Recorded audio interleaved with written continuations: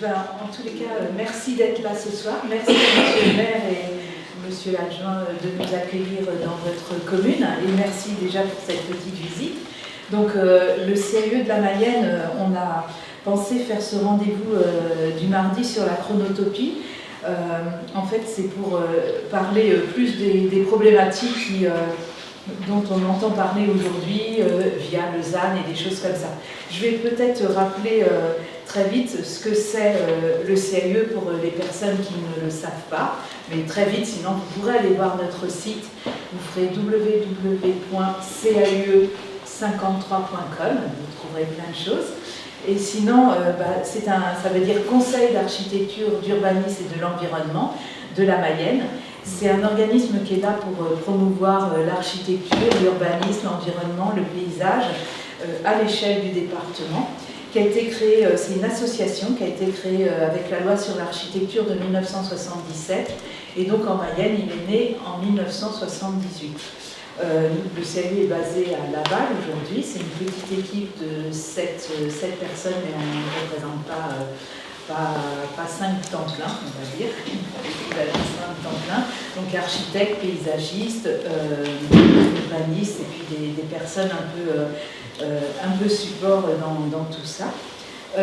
Et on est là donc pour faire du conseil aux particuliers. Alors je rappelle toujours parce qu'on oublie, mais c'est la première mission du CAE, donc on est là pour donner des conseils gratuits aux particuliers dans le cadre de leur aménagement ou leur création de logements, de maisons, d'extension, de rénovation, etc.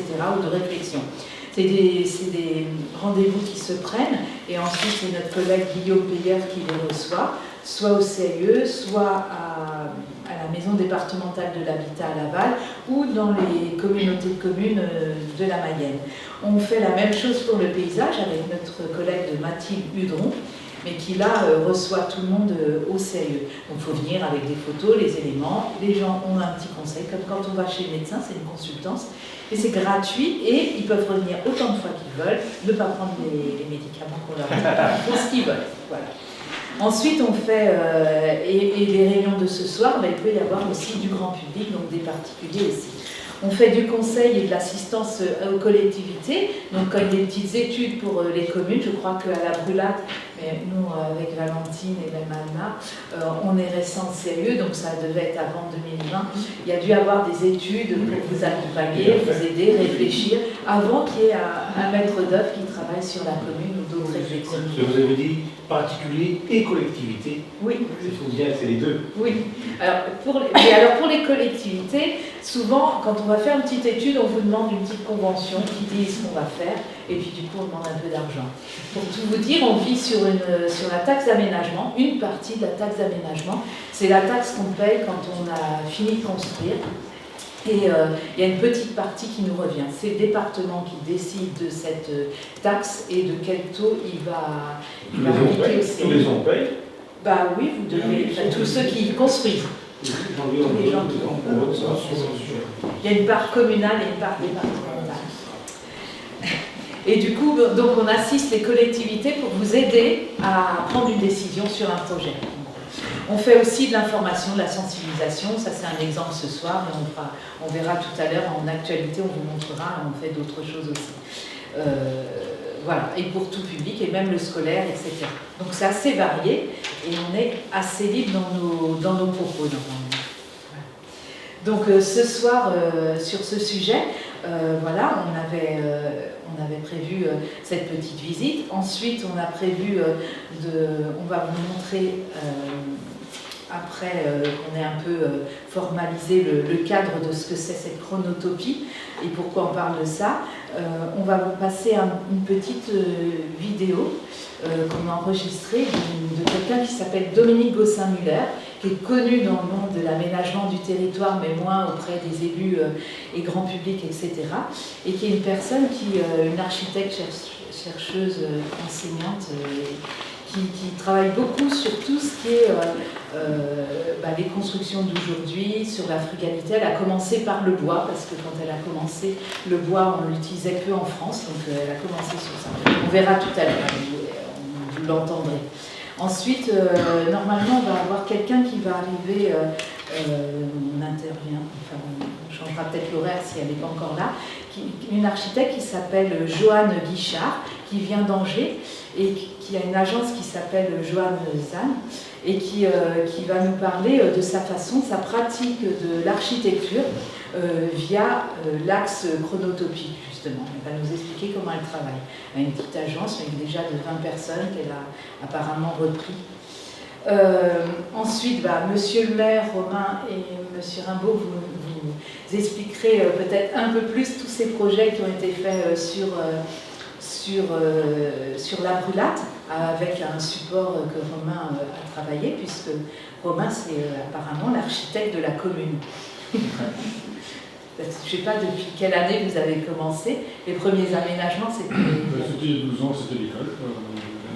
Les aménagements et autres. Public, même avant. Non, il y a... je vais le redonner, oui. J'ai refait une petite chronologie des différents aménagements. Okay. Et puis nous avons aussi la chance de pouvoir accueillir Iris Bouchonnet, qui est donc adjointe à la maire de Rennes, et qui va nous parler quelque chose qu'on n'a pas ici et qui est rarement présent dans des petites communes, qui existent dans des communes, enfin des métropoles en France, il y en a une vingtaine aujourd'hui, qui s'appelle un bureau des temps, mais elle va nous expliquer ce que c'est. Voilà. Et puis on finira avec un petit verre. Donc, pourquoi on parle de chronotopie et qu'est-ce que c'est? Alors, en fait, c'est aussi lié avec tout ce dont on entend parler d'aujourd'hui, avec la loi climat et résilience, avec toutes nos problématiques sur la transition écologique, avec la sobriété foncière, avec tout ce qui est lié aussi à la réduction de l'empreinte carbone et donc de l'énergie, de prendre en compte les ressources, d'essayer de construire moins sur les terres qui ne sont pas construites, qui sont naturelles ou agricoles ou autres, et aussi avec l'axe sur le côté d'un respect économique et d'avoir des choses qui soient assez intéressantes sur tout ce qui est mutualisation, etc. Donc il y a des gens qui travaillent, qui ont écrit sur ces thématiques, comme Sylvain Grissot, qui a un urbanisme, qui a travaillé entre autres, qui a fait des recherches et puis des conférences, etc., avec des architectes comme Christine Lecomte, qui s'occupait du Conseil national de l'ordre des architectes, et qui écrit plein de choses sur l'économie circulaire, donc en montrant qu'il faut qu'on essaye de recycler nos lieux, il faut qu'on transforme ce qui existe et notre patrimoine, et aussi il faut qu'on essaye de faire qu'on utilise un lieu, comme vous le faites dans vos lieux, monsieur le maire, avec plusieurs fonctions. Donc il y a des petits livres et des choses qui existent sur ça. Donc aujourd'hui, quand on parle, Valentine, qui a travaillé aussi largement sur ce sujet, pour préparer cette réunion ce soir, a essayé de ressortir. Quand on parle de chronotopie et des lieux, on parle des équipements, on parle des places publiques, on parle des gymnases, on parle aussi des églises qu'on utilise peu aujourd'hui et qui sont des grands volumes et qui coûtent cher en entretien, etc., mais qui sont une chance pour nos paysages. Donc il faut peut-être aussi, et nos formes urbaines, voir comment on peut les utiliser. Donc tous ces lieux, en fait, même les bureaux, on les utilise pas à fond, c'est-à-dire qu'il y a plein de moments de la journée où ils ne sont pas utilisés. Que ce soit une école, que ce soit une cour d'école, que ce soit un gymnase, voilà, ils sont... on voit là, en moyenne, ils sont occupés 20% de leur temps sur une année.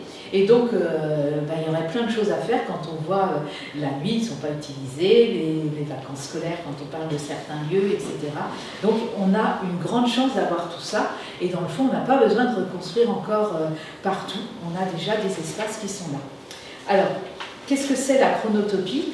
Ça vient du grec, donc c'est sur le temps et le lieu. Et donc, c'est un principe de travailler à la fois des sites sur la temporalité d'un espace, et puis aussi pour pour le faire vivre sur plusieurs fonctions, sur plusieurs usages et avec plusieurs types d'usagers. C'est-à-dire qu'une école qui peut servir pour des enfants, peut-être qu'à d'autres moments, elle peut servir à un autre public aussi. Il y a quelque chose, il y a aussi, c'est Iris qui me disait ça tout à l'heure, mais souvent on a peut-être une chronotopie qui se fait naturellement et on n'en parle pas. Par exemple, moi je sais que souvent, les moments où on vote, les moments où on vote, c'est pas tout le temps dans les mairies. Aujourd'hui, en plus, on doit essayer de faire, on soit plus espacé, etc. Donc parfois, il y a des églises qui servent pour le vote, il y a aussi des écoles, il y a des gymnases, comme on a vu aussi pour le Covid. Hein, il y a dans la salle des fêtes. Voilà. Donc il y a plein d'autres lieux qui servent sur ça, et on ne dit pas qu'on fait de la chronotopie, mais c'est un peu parfois dans naturellement qu'on le fait aussi. Donc c'est une façon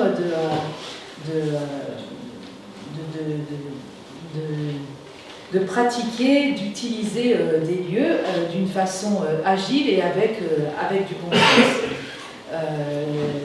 C'est aussi une manière d'intensifier les usages et de partager la vie des bâtiments, donc de mutualiser, ou on peut aussi parler d'hybridation quand on partage des espaces avec différentes fonctions. Donc en fait, on dit aussi que c'est penser la ville un peu avec des bâtiments qui sont, on entend moins ce mot-là aujourd'hui, mais avec des bâtiments qui sont comme des salles polyvalentes, c'est-à-dire qui ont des usages variés et avec différentes populations, différents publics. On dit aussi, alors Carlos Moreno, c'est un scientifique qui parle de la ville du quart d'heure, qui est aujourd'hui assez connu pour ça. Et en fait, il a une phrase, il dit « La chronotopie, c'est une approche humaniste des villes qui s'oppose à la vision fonctionnelle des modernistes, c'est-à-dire, on parlait du zonage aussi autrefois dans les règlements d'urbanisme, on avait les zones où il y a des maisons, des logements, il y a des zones où il y a de l'activité, il y a des zones où il y a du loisir, etc. Et aujourd'hui, on essaye plus de faire une mixité et de dire on dort à un endroit, on travaille à un autre. Enfin, on faisait ça, mais aujourd'hui, on essaye justement de mixer ces usages. Donc les enjeux, c'est ce qu'on disait au début, hein, c'est de limiter l'étalement urbain, c'est optimiser aussi les espaces publics, les espaces qui existent, densifier les cœurs de bourg qui ont une tendance à se vider, renforcer aussi le rôle social et avoir d'autres choses qui se passent dans un équipement public par rapport à ce qu'on avait prévu. Et du coup, dans tout ça, c'est améliorer le cadre de vie en répondant aux besoins des habitants, des associations locales, et en fait aussi d'avoir de belles économies, on pourrait dire. Et de regarder aussi au niveau des modes de vie, comment on fait aujourd'hui et comment on vit. Donc les atouts, on l'a un peu dit aussi, c'est d'optimiser les coûts d'investissement. Par exemple, quand on fait un projet, vous l'avez dit, monsieur le maire, il peut y avoir un concours ou autre, et du coup, il faut rémunérer les architectes ou les concepteurs qui vont travailler. Il faut faire plusieurs dossiers, il faut à chaque fois monter des opérations. Donc tout ça, ça peut être un gain quand on fait un bâtiment qui va avoir plusieurs usages. C'est applicable sur de nombreuses typologies, on peut le faire un peu partout. Et puis, c'est de réfléchir et d'être, ce qu'on disait tout à l'heure, du bon sens, c'est d'essayer d'être astucieux pour avoir des stratégies qui sont moins coûteuses, donc peut-être parfois... Il y a des lieux où on l'a vu tout à l'heure dans votre salle, des cloisons qui soient amovibles, du mobilier qui soit peut-être conçu exprès pour ces lieux, mais qui soit aussi qui peut bouger, etc. Et avec donc des programmations qui soient là pour ça. C'est renforcer, on l'a dit aussi, le lien avec la mixité sociale et réactiver, refaire vivre notre patrimoine ancien. Les limites, c'est qu'il faut évidemment avoir un temps de réflexion, avoir une programmation. J'ai oublié de dire, mais parce que on enregistre de toute façon on enregistre toujours tous ces rendez-vous parce que parfois on n'est pas beaucoup et du coup on se dit c'est bien de les retrouver. Donc tous ces petits événements, vous pouvez les retrouver soit sur le site du CAE ou sur notre chaîne YouTube. Mais il n'y a pas de problème, mais voilà, Alexis il est là pour ça et c'est capté aussi. Moi je me dis qu'il faut optimiser aussi et capitaliser. Il faut essayer de s'entourer des compétences pour réfléchir sur tous les usages qui peuvent être faits sur ces lieux et aux différents publics qu'on veut toucher. Il faut faire attention aux contraintes qui sont à la fois réglementaires et on l'entend régulièrement. Si on fait une école, il va y avoir des normes qui sont liées à l'éducation nationale, à la CAF, à d'autres choses, qui ne sont pas si simples de dire ce lieu on le transforme pour accueillir du grand public et pourquoi pas le louer en privé. Pareil, il y a aussi des choses qui ne sont pas simples au niveau des assurances. Donc tout ça, petit à petit, on y gagne quand même. Et, on a des pays autour de nous qui arrivent à faire des projets depuis très longtemps et qui arrivent aussi en respectant les règles et tout ce qui est assurance. Donc nous, on doit y arriver aussi en France. Et puis une gestion plus intense, donc il faut regarder comment on peut s'occuper d'un lieu, comment on va le gouverner, comment on va voir les différentes occupations, mais vous y arrivez dans votre petite commune. Vous n'avez certainement pas un grand nombre d'employés, d'agents dans votre commune. On a 9, pardon. 9, c'est déjà pas mal pour 700 habitants, et du coup vous réussissez. Donc voilà, là on va vous montrer, mais on va passer très vite parce que Valentine elle va pas être contente après moi. On va montrer quelques projets qui peuvent vous donner l'envie d'y aller, d'aller vers la mutualisation, etc. Alors ils ne sont pas toujours à la même échelle que votre commune ou que des communes de Mayenne, mais en tout cas ils peuvent donner des idées. Là on est sur un exemple d'un projet qui est à Bordeaux et qui empile toutes les activités sportives. C'est un bâtiment qui a quelques années, qui a 9 ans maintenant, mais qui regroupe tous les équipements sportifs. Et on peut aussi bien faire du golf, plein de choses différentes. Et tout ça comme on est dans un milieu qui est assez dense, assez urbain, donc là il y a des niveaux, mais voilà, on peut faire plein de choses différentes dans ce bâtiment, aussi bien du paddle que de l'escalade, etc.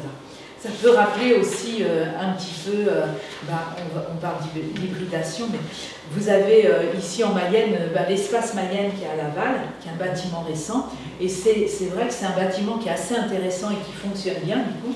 Ça a été peut-être un investissement au départ, mais il fonctionne très bien, parce qu'on touche aussi bien des entreprises qui peuvent faire des événements, des petites réunions ou des choses plus importantes, des séminaires ou autres. Il peut y avoir des grands spectacles, et puis des grands événements sportifs aussi. En fait, aujourd'hui, quand on a fait des visites à l'espace Mayenne et avec les gens qui le gèrent, le directeur, etc., ils nous disent ce qui manque aujourd'hui pour être complètement encore plus fort, c'est des lieux autour, donc un hôtel avec une capacité assez importante pour accueillir, etc. C'est prévu dans l'aménagement autour, puisque là on n'est pas loin du quartier Ferrier, etc. Mais pour l'instant, c'est pas encore là, il faut y aller doucement. On a aussi le vélodrome qui a été fait autour. Donc voilà. Il y a un autre exemple en Mayenne, on l'a pas mis ce soir, mais dont je pensais aussi, par exemple, c'est à Château-Gontier, vous avez l'espace Saint-Fiacre, qui est récent aussi, qui est dans le prix Aperçu aussi, vous pouvez le voir, qui regroupe, alors la grande idée, c'est de faire un lieu qui regroupe à la fois un lieu pour faire des événements, donc avec des gradins, etc. Et puis en même temps, il y a le foirail qui est à côté, et ça a été fait dans un même projet. Donc c'est des exemples de mutualisation sur un même bâtiment. Ça, c'est un autre exemple de la construction d'un lycée professionnel qui est maritime, mais qui est aussi surtout un internat, et donc qui est utilisé pour plein d'usages et qui fonctionne bien. Donc ça, c'est à Saint-Malo, c'est aussi un peu plus grand qu'ici, mais il peut y avoir des choses comme ça. Surtout que, oui, c'est qu'en fait l'internat, ce qui est assez fort, c'est qu'il est utilisé de manière saisonnière, où en fait il accueille, comme l'internat est vide pendant les vacances scolaires, et en fait il accueille les saisonniers qui travaillent dans la région de Saint-Malo pour qu'ils puissent se loger à moindre coût et avoir accès à un logement décent avec tous les équipements nécessaires. C'est la même idée, même si ça a été plus ou moins apprécié, mais quand on a entendu les Jeux olympiques qui se sont faits à Paris, de dire on va se servir des logements étudiants pour loger des personnes. Là, on est sur un exemple plus rural, avec une ancienne ferme, une grange, qui a été transformée pour faire une boulangerie et au-dessus des lieux d'accueil, un grand lieu d'accueil pour des espaces d'activité. Voilà, donc évidemment les matériaux, toutes les choses ont été pensées pour ça et à la base on est parti d'un grand volume. Là on est sur un autre type de bâtiment aussi dans un milieu rural où on a transformé une maison pour en faire un bar, restaurant, une salle d'animation, donc plusieurs événements, plusieurs choses qui peuvent se passer à l'intérieur de ce bâtiment. Et toujours aussi avec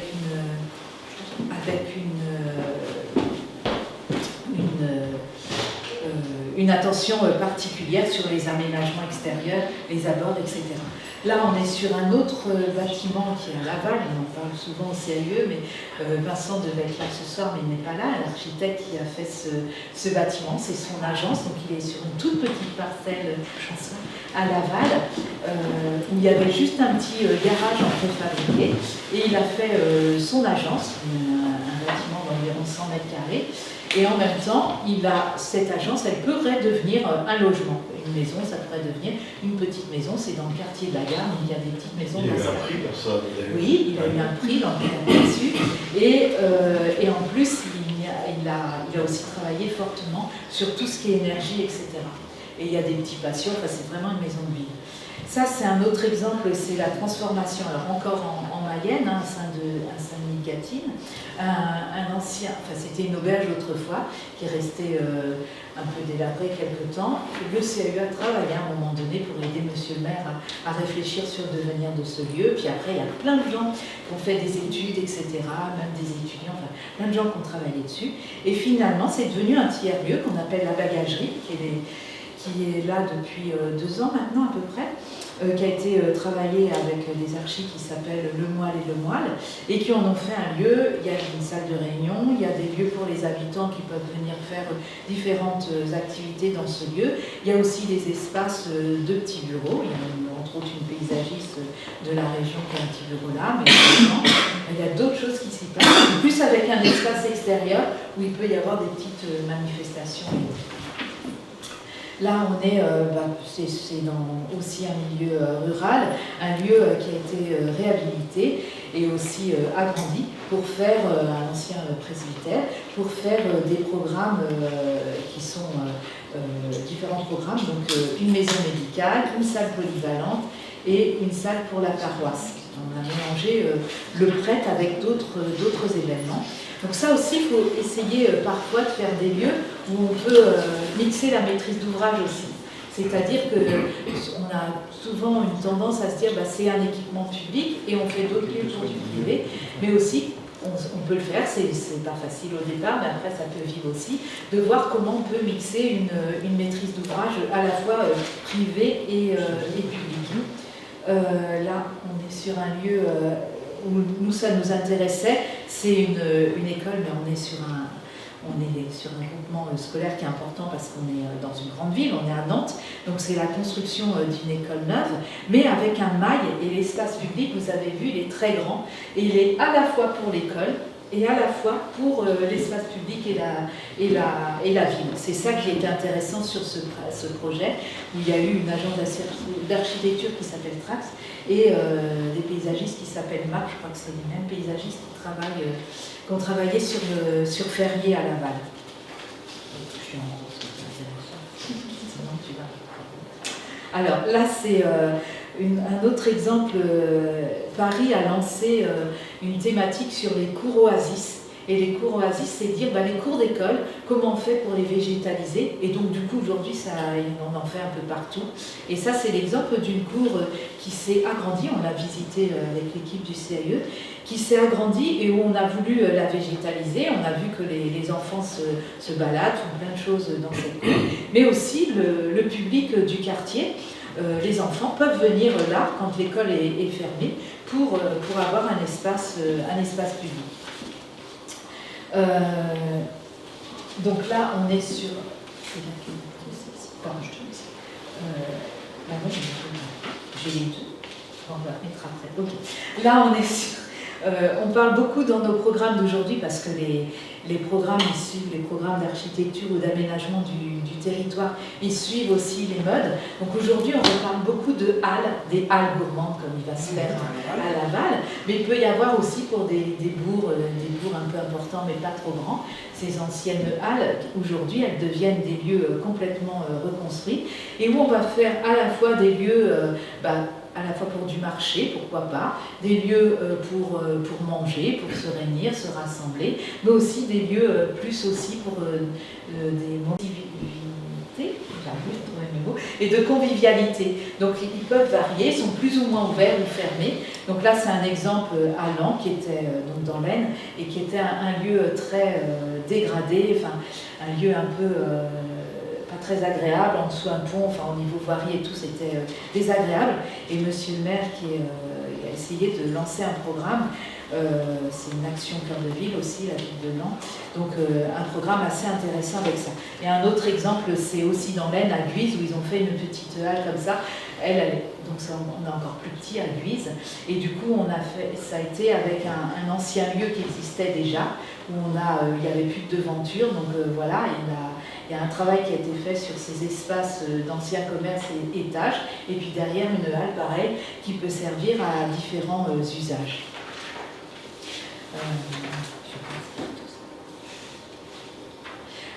Ensuite, là c'est un exemple, c'est pour parler des espaces publics. Aujourd'hui on parle beaucoup d'urbanisme transitoire. Et ça, c'est un exemple, mais il y en a eu ailleurs. Il y a eu à Ernée, il y a eu Vilaine-la-Juelle, on nous a demandé de travailler un petit peu avec Vilaine-la-Juelle pour les aider. C'est dire une place, aujourd'hui, souvent une place publique. Qu'est-ce qu'on fait? C'est pour du stationnement.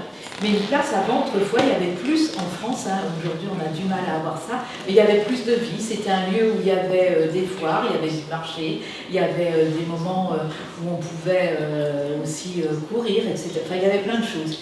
Donc on réfléchit souvent à ces places aujourd'hui pour se dire comment on fait pour ne plus en faire que des lieux de stationnement et aussi comment on fait pour les désimperméabiliser et faire attention qu'on soit avec des îlots de fraîcheur, etc.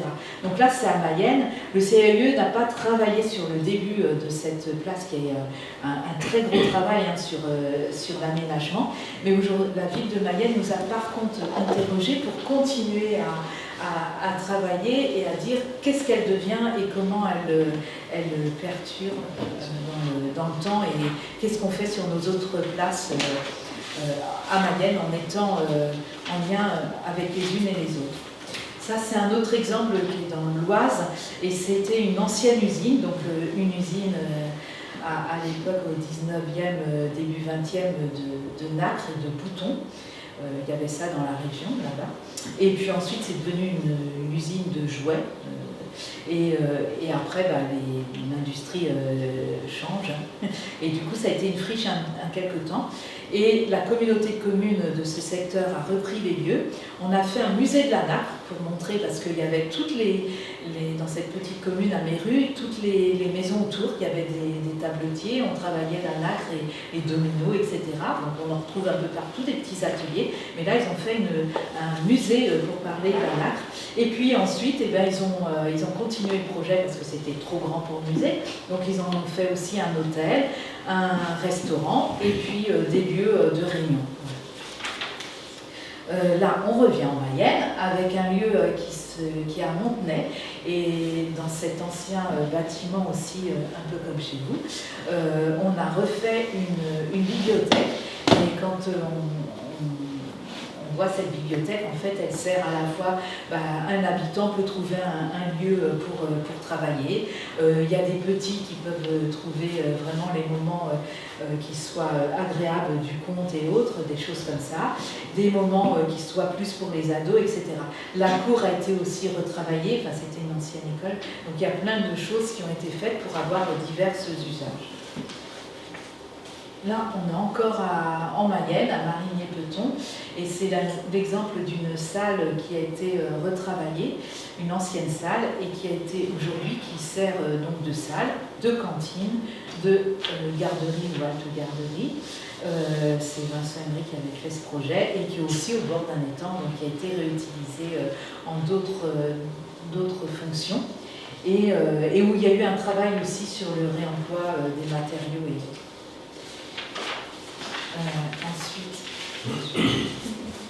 Ensuite, nous changeons de région et nous allons dans...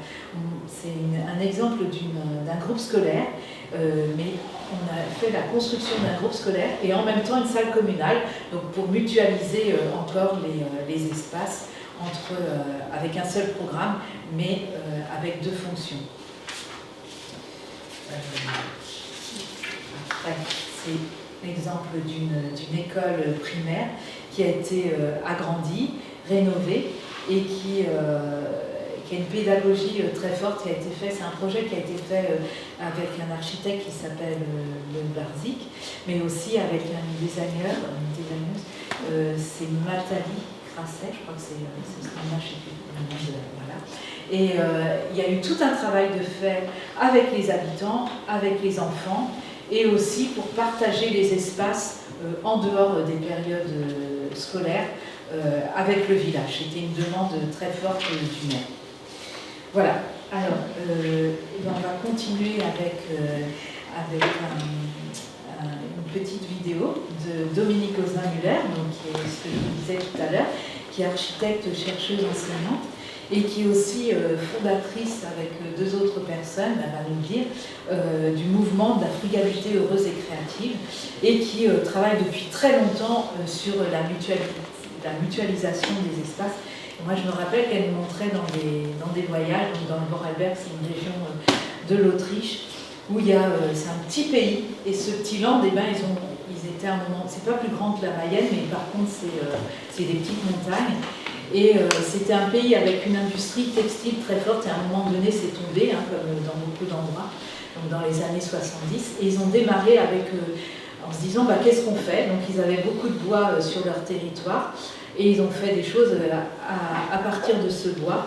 Et ils ont essayé aussi de faire des programmes, comme c'était beaucoup de petites communes, de mutualiser des programmes, et vous allez voir les exemples qui...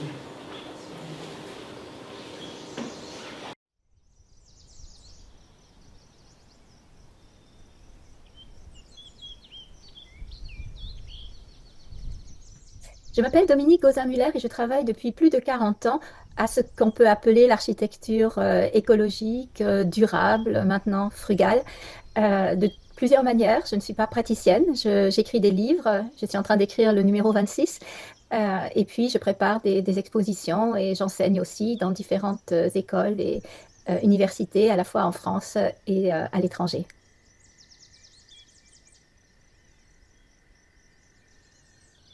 En janvier 2018, avec mes amis de longue date, Alain Bornarel, qui est ingénieur et urbaniste, et Philippe Madec, qui est architecte et urbaniste, nous avons lancé le manifeste pour une frugalité heureuse et créative dans l'architecture et le ménagement des territoires urbains et ruraux. Nous sommes absolument ravis et étonnés quand même un peu qu'aujourd'hui, nous ayons récolté 17 000 signatures de plus de 92 pays.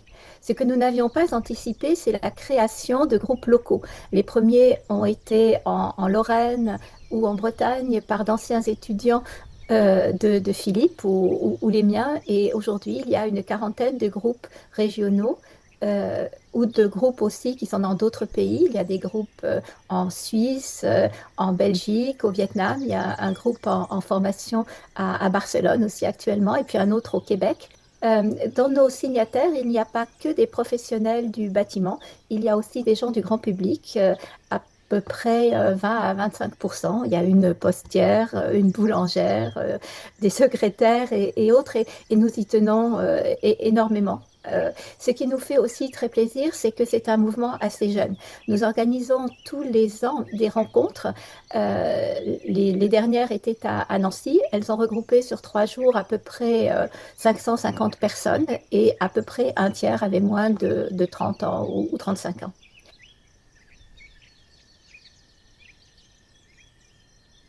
Il y a pour nous 4 principes dans l'architecture frugale. Le premier principe est une frugalité dans l'usage des sols, ce qui correspond à la transformation de l'existant avant de construire du neuf. Et il y a beaucoup de friches industrielles, urbaines, ferroviaires, administratives que l'on peut changer en bâtiments utilisable aujourd'hui. Ensuite, il y a une frugalité en énergie, ça c'est la chose sans doute la plus connue et qui correspond à la réduction de nos besoins, à l'efficacité énergétique, à un changement de comportement et ensuite, quand les besoins ont été diminués, à l'usage de sources d'énergie renouvelables. Le troisième principe de la frugalité, c'est la frugalité dans l'usage des matériaux, c'est-à-dire essayer de réserver les matériaux à forte énergie grise, comme le béton ou l'acier ou l'aluminium, aux emplois où ils sont vraiment, vraiment nécessaires. Et pour les autres ouvrages, on peut utiliser des matériaux géosourcés, comme la pierre ou la terre, ou des matériaux biosourcés, comme le bois, bien sûr, mais aussi la paille, le chaume, le chanvre avec du béton de chanvre et d'autres matériaux à base de fibres qui sont en train d'être créés aujourd'hui. Le quatrième principe de l'architecture frugale, ce sont de nouveaux processus à la fois dans la conception et dans la construction.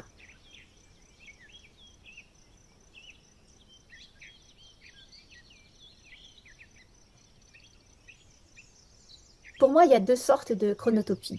La première, elle concerne le temps long et montre les changements radicaux dans l'usage des bâtiments au fil des décennies, voire des siècles. Et ça correspond, parmi les 4 principes de la frugalité, à la frugalité en sol.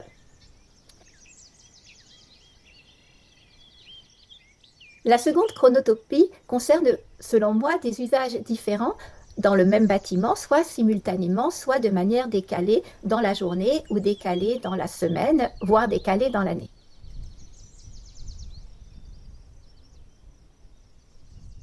J'ai découvert ce qu'on n'appelait pas encore chronotopie, mais plutôt mutualisation des espaces pour la première fois dans le Vorarlberg il y a plus de 20 ans. Je visitais une école maternelle dessinée par l'agence Dietrich und Trifala. La salle d'activité de cette école maternelle avait été placée au bout du bâtiment qui s'étirait en longueur le long d'un couloir et il fallait franchir une porte pour y accéder. Et la directrice de l'école nous a expliqué que cela permettait aux associations locales d'utiliser cette salle de sport en soirée, pendant les week-ends et pendant les vacances. Les architectes français qui étaient là ont poussé des cris. Comment est-ce que c'est possible? Chez nous, c'est impensable. Qui est responsable du nettoyage? Qui doit payer s'il y a des dégradations? Et de toute façon, les subventions ne sont pas données par les mêmes organismes. Et il y avait une vraie incompréhension, un vrai étonnement. En fait, le Vorarlberg, qui est aujourd'hui une des régions les plus florissantes d'Autriche, a longtemps été pauvre et les habitants y sont très pragmatiques. Ils disent souvent, nous essayons de faire le mieux possible avec le peu que nous avons. Et pendant longtemps, les écoles maternelles étaient rares en Allemagne ou en Autriche, car la plupart des femmes restaient à la maison pour s'occuper des enfants en bas âge. Et à la fin des années 90, il y a eu au niveau fédéral la décision politique d'offrir une place en école maternelle à chaque enfant de plus de 3 ans, ce qui a entraîné la construction d'un nombre important de ces équipements. Et la commune de la Haute-Rare, où on visitait ce jardin d'enfants près de Bregenz, qui a environ 10 000 habitants, n'avait pas les moyens de construire à la fois une école maternelle et une salle de sport dont elle avait besoin. Alors elle a utilisé de manière plus intensive la salle d'activité de l'école. Donc c'est une sorte de chronotopie qui vient en fait d'un manque de moyens et qui est une manière très astucieuse et très créative de passer au-dessus des problèmes. Un autre exemple emblématique dans le Vorarlberg, c'est la caserne de pompiers et le centre culturel de Ittisau, qui est une petite commune de 2000 habitants dans le Bregenzer Wald, qui est la zone alpine au cœur du Vorarlberg. La caserne est construite en béton et en acier. Elle est au rez-de-chaussée bas, près de la route principale, pour que les camions de pompiers puissent sortir rapidement. Et au-dessus, il y a un centre culturel qui s'ouvre sur l'esplanade sur laquelle sont construites l'école et la salle de sport. Et le centre culturel, c'est comme une boîte de 2 étages, tout en bois, le fameux sapin blanc du Vorarlberg, qui était fourni par une des scieries du village située à 50 mètres. Et dans ce volume, dans la structure, mais aussi le bardage et toutes les parois intérieures sont en bois, on trouve au rez-de-chaussée un foyer, une salle pour les associations et aussi la salle de répétition de la fanfare, qui est une vraie institution dans le Vorarlberg, puisqu'il y en a à peu près une dans chaque village. Et au-dessus de ce premier niveau pour les associations, il y a un musée de la femme, c'est un des rares musées de la femme en Europe, et qui est composé d'une grande pièce qui accueille à la fois des expositions très, très originales et puis aussi un coin bibliothèque. Le musée peut être fermé par une porte en verre, mais quand il est ouvert, ses visiteurs utilisent les sanitaires du rez-de-chaussée et aussi le foyer est utilisé lors des inaugurations et des autres manifestations. Là encore, les visiteurs français étaient complètement subjugués par le fait que des programmes aussi différents qu'une caserne et un musée de la femme et une salle pour la fanfare puissent être combinés dans un même bâtiment aussi parce que normalement, ce sont des subventions différentes qui sont données selon ces types de programmes.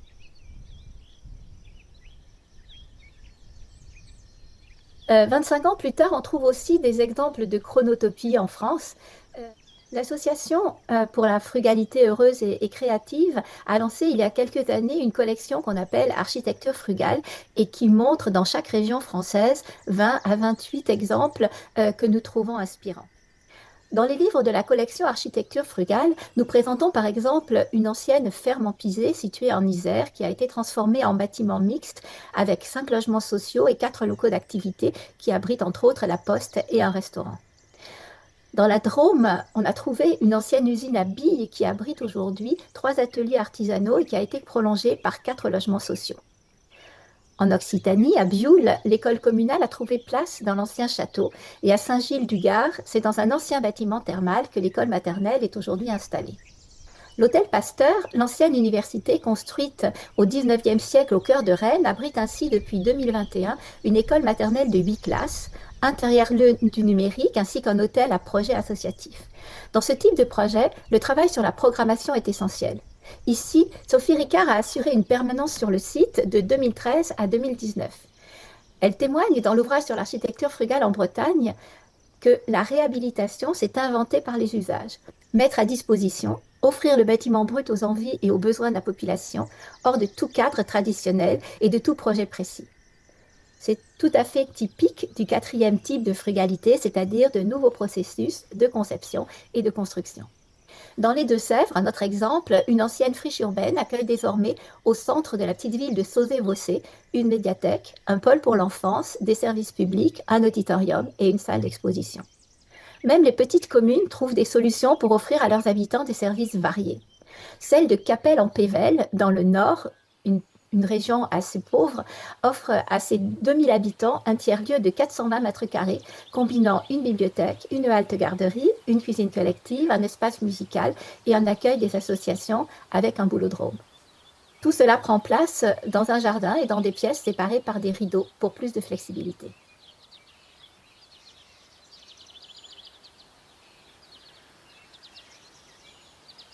Aujourd'hui, quand on commence un projet, que ce soit un projet d'architecture ou un projet de revitalisation de centre-bourg ou un projet paysager, il faut absolument réfléchir aux multiples usages. Nous avons de moins en moins d'argent et nous en aurons de moins en moins. Par contre, les besoins restent et il faut aussi penser à rendre service à un maximum de personnes, à un maximum de gens. Il faut aussi penser à répondre aux besoins à la fois des enfants et des personnes âgées. Il faut tout simplement avoir cette pensée de frugalité, mais comme nous le disons dans notre mouvement, il faut qu'elle soit à la fois heureuse et créative et en toute bienveillance. C'est quelque chose qui est très important pour nous. Nous avons tous les ans des rencontres avec des centaines de personnes et ce qui en ressort toujours, c'est ça fait plaisir d'être avec vous parce que c'est à la fois joyeux et bienveillant.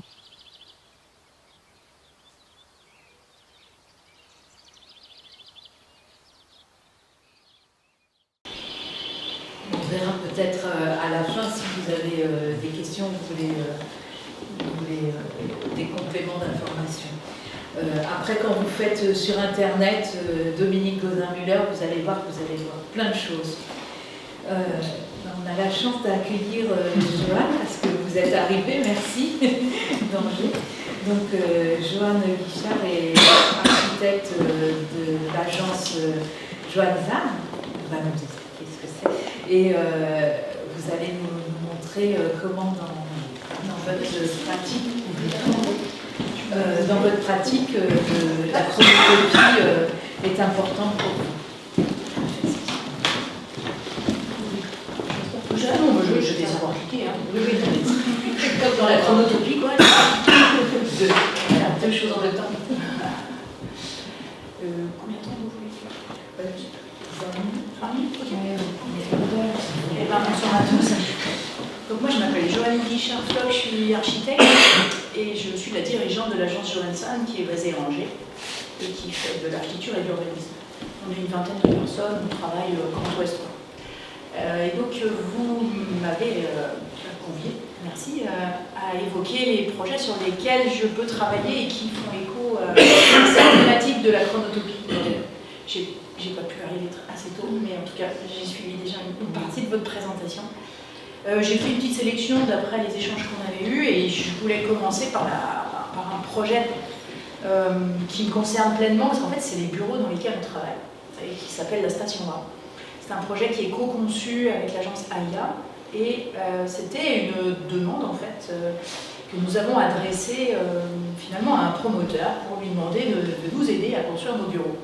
On a associé nos 2 agences. AIA, vous savez, c'est architectes ingénieurs associés, ils sont 800 en France et dans le monde, c'est vraiment une énorme agence. Mais à Angers, il n'y a que l'ingénierie, donc ils sont une quarantaine de personnes. Et ils avaient besoin, un peu sur le modèle de la salle à tracer et leur agence de Nantes, de trouver un local qui leur serait propre, mais en même temps, l'idée, c'était pas de construire nos bureaux pour être propriétaires, mais bien pour être locataires. Et donc, moi, je créais Johansson à l'époque, et donc ça m'intéressait d'être locataire aussi, et de pouvoir trouver ce qui me semblait être le plus astucieux en termes d'investissement, c'est-à-dire créer des bureaux dans lesquels, avec peu de moyens, je pouvais assez vite m'installer, et des bureaux qui me permettent d'accéder à un certain niveau de salle de réunion, espace, on va dire, connecté en visio, et on a commencé la programmation, c'était avant le Covid. Aujourd'hui, ça semble d'une simplicité, tout ça. Mais on pressentait quand même qu'il y avait des espaces à aménager et que quand on a une petite structure, on n'a pas forcément les moyens d'accéder à tout ça. Et qu'il nous semblait aussi pertinent de mutualiser un certain nombre d'espaces, comme la cafette, quoi, où on mange aujourd'hui quand on est salarié dans son agence. Et puis des choses très bêtes comme partager un local serveur, ne pas climatiser son local serveur, ne pas avoir à chaque fois qu'on arrive dans un local à tout aménager. Donc on a motivé avec Laurent Rosset un promoteur, c'est le promoteur Duval à Rennes qui a accepté de construire ce projet et qui a cherché des investisseurs qui sont aujourd'hui les propriétaires, et donc c'est à eux que nous louons les bureaux. Et donc, ces investisseurs sont la Soclova, qui est un des bailleurs de la ville d'Angers, et puis la Caisse des dépôts, qui a été intéressée par cette proposition alternative de tertiaire. Donc, on est sur un tout petit projet qui se situe sur la ZAC qui s'appelle Cours-Saint-Lô. Cours-Saint-Lô, c'est la restructuration, la rénovation urbaine du secteur de la gare d'Angers, sur des anciennes friches ferroviaires. C'est de l'autre côté de la gare, sur un secteur finalement qui, pour cette parcelle, nous permettait de faire la transition entre les grands îlots. Là, vous avez Podelia juste à côté, qui est le bailleur juste à droite, propriétaire. Transition entre ces nouveaux grands îlots et la ville des faubourgs. Donc les échelles, du coup, pour cet îlot, correspondent à du R+3, R+2. On a des épanelages et on est dans une ZAC dessinée par Nicolas Michelin, enfin l'agence ANMA, qui travaille sur l'architecture des toits et l'alternance entre les toits à double pente, la silhouette résidentielle et puis les toitures terrasses partagées. Du coup, on a eu l'opportunité de construire 2000 m² de tertiaire avec des espaces partagés. Et les espaces partagés, on a convaincu qu'ils seraient intéressants, qu'ils correspondent à peu près à 30% des espaces construits au total. Et l'idée, c'est on a travaillé la programmation de ces espaces avec les investisseurs, en fait, et puis nous qui étions futurs locataires, mais aussi concepteurs. Donc on a tout croisé pour vraiment avoir une démarche très collaborative. Et donc on a imaginé partager, en plus de nos espaces propres, un work café au rez-de-chaussée et 3 à 4 salles de réunion, plus un jardin co-géré et un espace en terrasse. Ce qui nous a semblé intéressant, donc ça s'appelle la Station A, l'idée que le A pourrait exprimer plein de choses, Angers comme le A d'une série de plein de stations d'ailleurs positionnées. Et donc ce projet il est structuré autour d'une circulation verticale, on est dans le code du travail, on a pu décloisonner l'escalier, donc c'est vraiment comme un arbre dans la métaphore, avec des paliers qui s'étirent, qui se dilatent et autour desquels on a accroché des espaces partagés. Donc c'est cette circulation qui crée des paliers et des salles de réunion. Le rez-de-chaussée, du coup, on l'a composé comme un work café. Alors le work café, en fait, c'est un espace qui est conçu en ERP, donc qui serait mutable. Si on n'arrive pas à le co-gérer, on pourra le fermer. Et puis les bailleurs en feront un restaurant, un bar, ce qui pourrait fonctionner. Donc on a anticipé le classement en ERP et toutes les conditions de ERP pour réussir à organiser cet espace, alors qu'on est bien dans un espace de travail. Et puis on a travaillé à la modularité de l'espace pour qu'il puisse nous permettre de manger tous les midis, nous les salariés, qui correspond au maximum, on serait 160. Donc on a travaillé sur la manière de pouvoir accueillir tout le monde, de partager les frigos, de trouver un peu la marche en avant pour réussir à faire la vaisselle tous ensemble, des trucs un peu pragmatiques, hein, mais quand même nécessaires pour éviter de manger chacun dans son bureau avec sa barquette de Sodebo. Non, mais voilà, le micro-ondes, vous voyez, tout ce qui permet aussi de réaliser aussi la vraie cuisson. Il y a un four à acheter. Enfin, on a travaillé, pour la petite anecdote, avec l'entreprise Revisite qui travaille sur la thématique de l'économie circulaire et sur le mobilier tertiaire de seconde main. On a donc choisi un mobilier qui est capable de bouger, ça fait partie du cahier des charges. Ce mobilier, on peut effectivement le replier, le mettre dans les coins et lui donner différentes configurations. Donc, quand on mange tous, ça donne ça. Mais on est capable de moduler l'espace pour qu'il puisse accueillir en soirée, à d'autres moments, parce que, étant donné qu'on est ERP 160, on ne peut pas accueillir forcément des grandes manifestations si on est tous là. Donc l'idée là, c'est d'accueillir des manifestations sous forme aujourd'hui, puisque tout ça est gratuit, le modèle économique qui va avec, hein, on est juste locataire. On a donc la possibilité d'accueillir d'autres associations pour qu'elles puissent faire des manifestations. Novabuild, que l'on connaît tous, en Pays de la Loire, avec du coup des conférences qui sont portées par notre collectif 49, Nova 49. Donc on fait des conférences dans ce lieu-là. On fait aussi des sortes de séminaires. On accueille aussi les shifters d'Angers qui se retrouvent ici tous les jeudis soirs. L'idée, c'était de pouvoir ouvrir le soir à d'autres usages pour intensifier les usages et ne pas avoir que simplement de la mutualisation entre les mêmes agences, mais avoir des usages en plus. On utilise aussi notre salle de réunion pour faire du yoga le mardi midi, c'était aujourd'hui. Donc les tables sont faites pour être poussées, on les met dans les coins et du coup on arrive à faire du yoga à 15 ici. Et cette salle, c'est la fameuse salle de réunion où on peut être à 50 là-dedans. Salle qu'on ne peut pas s'offrir quand on a une agence de 10 personnes. Et du coup, cet espace-là, c'est du service en plus réellement pour toutes les entreprises qui sont là. La communication, ils sont 4 au premier étage.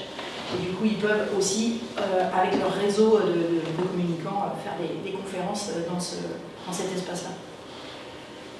Là, c'est pour la curiosité, ce sont nos bureaux. On est sous le fêtage, donc on a ici un duplex hyper intéressant. Tout est ouvert, donc on peut complètement moduler tout l'espace. Et en fait, on a rajouté quelques petites salles de réunion, mais globalement, on a décidé de co-gérer les espaces communs avec une association. Donc quand on est locataire, on est forcément adhérent de l'association et on fait partie du bureau de l'association des colocataires, donc ça s'appelle les stationnautes. Et donc voilà, moi je suis la présidente en ce moment, parce qu'il faut bien commencer. On a emménagé qu'en juillet. On est à peu près à 60% de l'effectif, donc il reste encore de la place, si vous voulez venir Angers. Et du coup, ça nous permet, effectivement, dans les grandes salles, par exemple, on travaille d'habitat participatif, d'accueillir des groupes qui constituent leur projet avec le promoteur ICO, et on a des sessions entières, du coup, dans les salles de réunion, où on peut éviter aussi à nos partenaires, à nos on va dire, maîtres d'ouvrage de louer des salles à l'extérieur. Donc, le modèle économique, c'est que c'est gratuit quand on est là. Donc, au moment où on a décidé de coopérer, alors on s'organise pour que la salle soit mise à disposition. Parce qu'on n'a pas vocation à faire du coworking, à organiser un business qui ne serait pas le nôtre, qui ne correspond pas à notre métier, mais bien de pouvoir utiliser mieux et d'utiliser plus d'espace, parce qu'en théorie, on n'aurait pas accès, quand on loue 230 mètres carrés, nous on est 20, on n'aurait pas pu avoir toutes ces salles de réunion. Donc là, la chronotopie, en fait, que je vous ai présentée, par exemple, je suis mis là sur cette opération, c'est vraiment la question que se pose le monde du tertiaire. C'est-à-dire qu'on a, après le Covid, vu le télétravail fleurir, et pour autant, ça n'apporte pas toutes les solutions, parce qu'il y a quand même beaucoup de temps de présence dans les entreprises. Donc on a peut-être moins d'espace, des espaces plus modulables, un temps de présence qui n'est pas continu et homogène dans l'entreprise, mais par contre le travail en commun, le travail de collaboration, la créativité, on est architecte, ingénieur, boîte de com, ce genre de travail. Tout le monde trouve très précieux d'avoir des salles de réunion et d'avoir la possibilité de manger ensemble. Ça crée des coopérations. On travaille beaucoup avec Aya, mais au-delà de ça, on va travailler avec Light pour faire la communication. Et puis on fait quelques belles fêtes. Et ça, c'est important parce que finalement, les temps en dehors du travail, je passe les raclettes de Noël, les barbecues du printemps, les Summerfest pour l'été, etc. Ça soude aussi les équipes et ça crée une qualité de vie au travail que tout le monde apprécie. Donc ça, c'était mon premier exemple, c'était la station 1. Après, j'avais quelques petits espaces, quelques petites questions qui reprennent les thèmes que vous avez évoqués, quelques petits sujets dont on travaille pour la ville d'Angers. Sur la rénovation-extension d'un groupe scolaire qui se situe dans le secteur de Montplaisir, c'est un secteur PNRU, avec l'atelier Ruelle qui est urbaniste. Alors vous voyez une image assez cliché de ce que peut être un quartier en renouvellement urbain. Ça c'est la photo Google dans ce moment, donc elle est avant la rénovation. Le groupe scolaire dont je parle, c'est effectivement cet ensemble-là, et après il y a un gymnase. Le cœur du quartier, c'est la place de l'Europe qui est en démolition, en reconstruction pour tous les espaces publics. Dans le cadre de la rénovation urbaine, tac, un beau plan de l'atelier Ruelle, assez schématique quand même, mais on reconnaît des choses un peu simples. Mais notre groupe scolaire, il est ici, là aussi avant la rénovation, parce qu'en fait on recrée une crèche de 60 berceaux dans le groupe scolaire. On travaille à la mutualisation des espaces, soit du parvis, les ouvertures de l'espace public, pour réussir à connecter mieux et à adresser différemment le groupe scolaire au quartier, mais dans le cadre des reconstructions-démolitions, les grandes barres là, qui étaient présentes sur la photo aérienne sont démolies, et le but c'est de recréer des continuités piétonnes et de traverser les grands îlots, et dans le cadre de cette traversée de grands îlots, ce qui est en cours de travail, du coup ça rebondit exactement sur ce qu'a dit Dominique tout à l'heure. Vous ne voyez rien du tout avec mon plan là, parce que la lumière est trop contrastée. En tout cas, le projet consistait à rénover énergétiquement le groupe scolaire, à créer une crèche dans le... Ouais, c'est un petit peu mieux. Et on est sur une seule parcelle, le décret tertiaire dirait on fait la rénovation énergétique de l'ensemble du groupe scolaire et sur la même parcelle du gymnase. Évidemment, la ville d'Angers passe ces interventions et le renouvellement urbain arrive progressivement jusqu'à cet îlot-là. Et donc, on a pas mal débattu du traitement des cours. Donc, l'éco-oasis, c'est un projet inspiré des cours oasis qui vient renaturer la cour des maternelles ici, la cour des élémentaires, la cour de la crèche qui se crée ici. Puis, il nous restait cette très grande cour-là, sur laquelle il y a aujourd'hui des plateaux sportifs. Et donc le sujet, parce qu'on va recréer une liaison douce ici, le quartier va démolir les logements, les reconstruire, recréer une trame piétonne. L'idée c'est d'ouvrir cette place, cette cour sportive aux jeunes du quartier. Ça paraît juste être la bonne question, et la bonne réponse c'est juste de mettre un portillon sur une clôture. Et finalement, c'est pas si simple. On est en secteur de renouvellement urbain, il y a des sujets de tranquillité publique, il y a des sujets de... Des petits groupes qui traînent et qui ma foi, sont un peu inquiétants par rapport à la gestion des espaces publics. Et donc, comme le secteur n'est pas encore arrivé ici en renouvellement urbain, aujourd'hui on est en attente du projet, et l'idée c'est de co-concevoir ce plateau sportif de façon à ce qu'il puisse être utilisé le week-end. Et bien sûr la question c'est dans quel état il est le lundi matin. Donc là, c'est un vrai sujet qui vient mobiliser tous les services de la ville, au-delà de l'aménagement, parce qu'en fait, c'est pas un sujet de projet, hein, c'est pas un sujet de technique, c'est pas un sujet de dessin, etc. Hein, c'est vraiment qu'un sujet de gestion. Donc les enseignants, les équipes pédagogiques sont inquiètes, mais comprennent bien l'intérêt, parce que de toute façon, les enfants, quand ils ont envie de passer, ils passent la clôture, donc ils vont jouer quand même. On l'a vu dans d'autres écoles. Donc ça, si c'est toléré, on vous ferme les yeux, mais enfin, responsabilité, ça marche pas.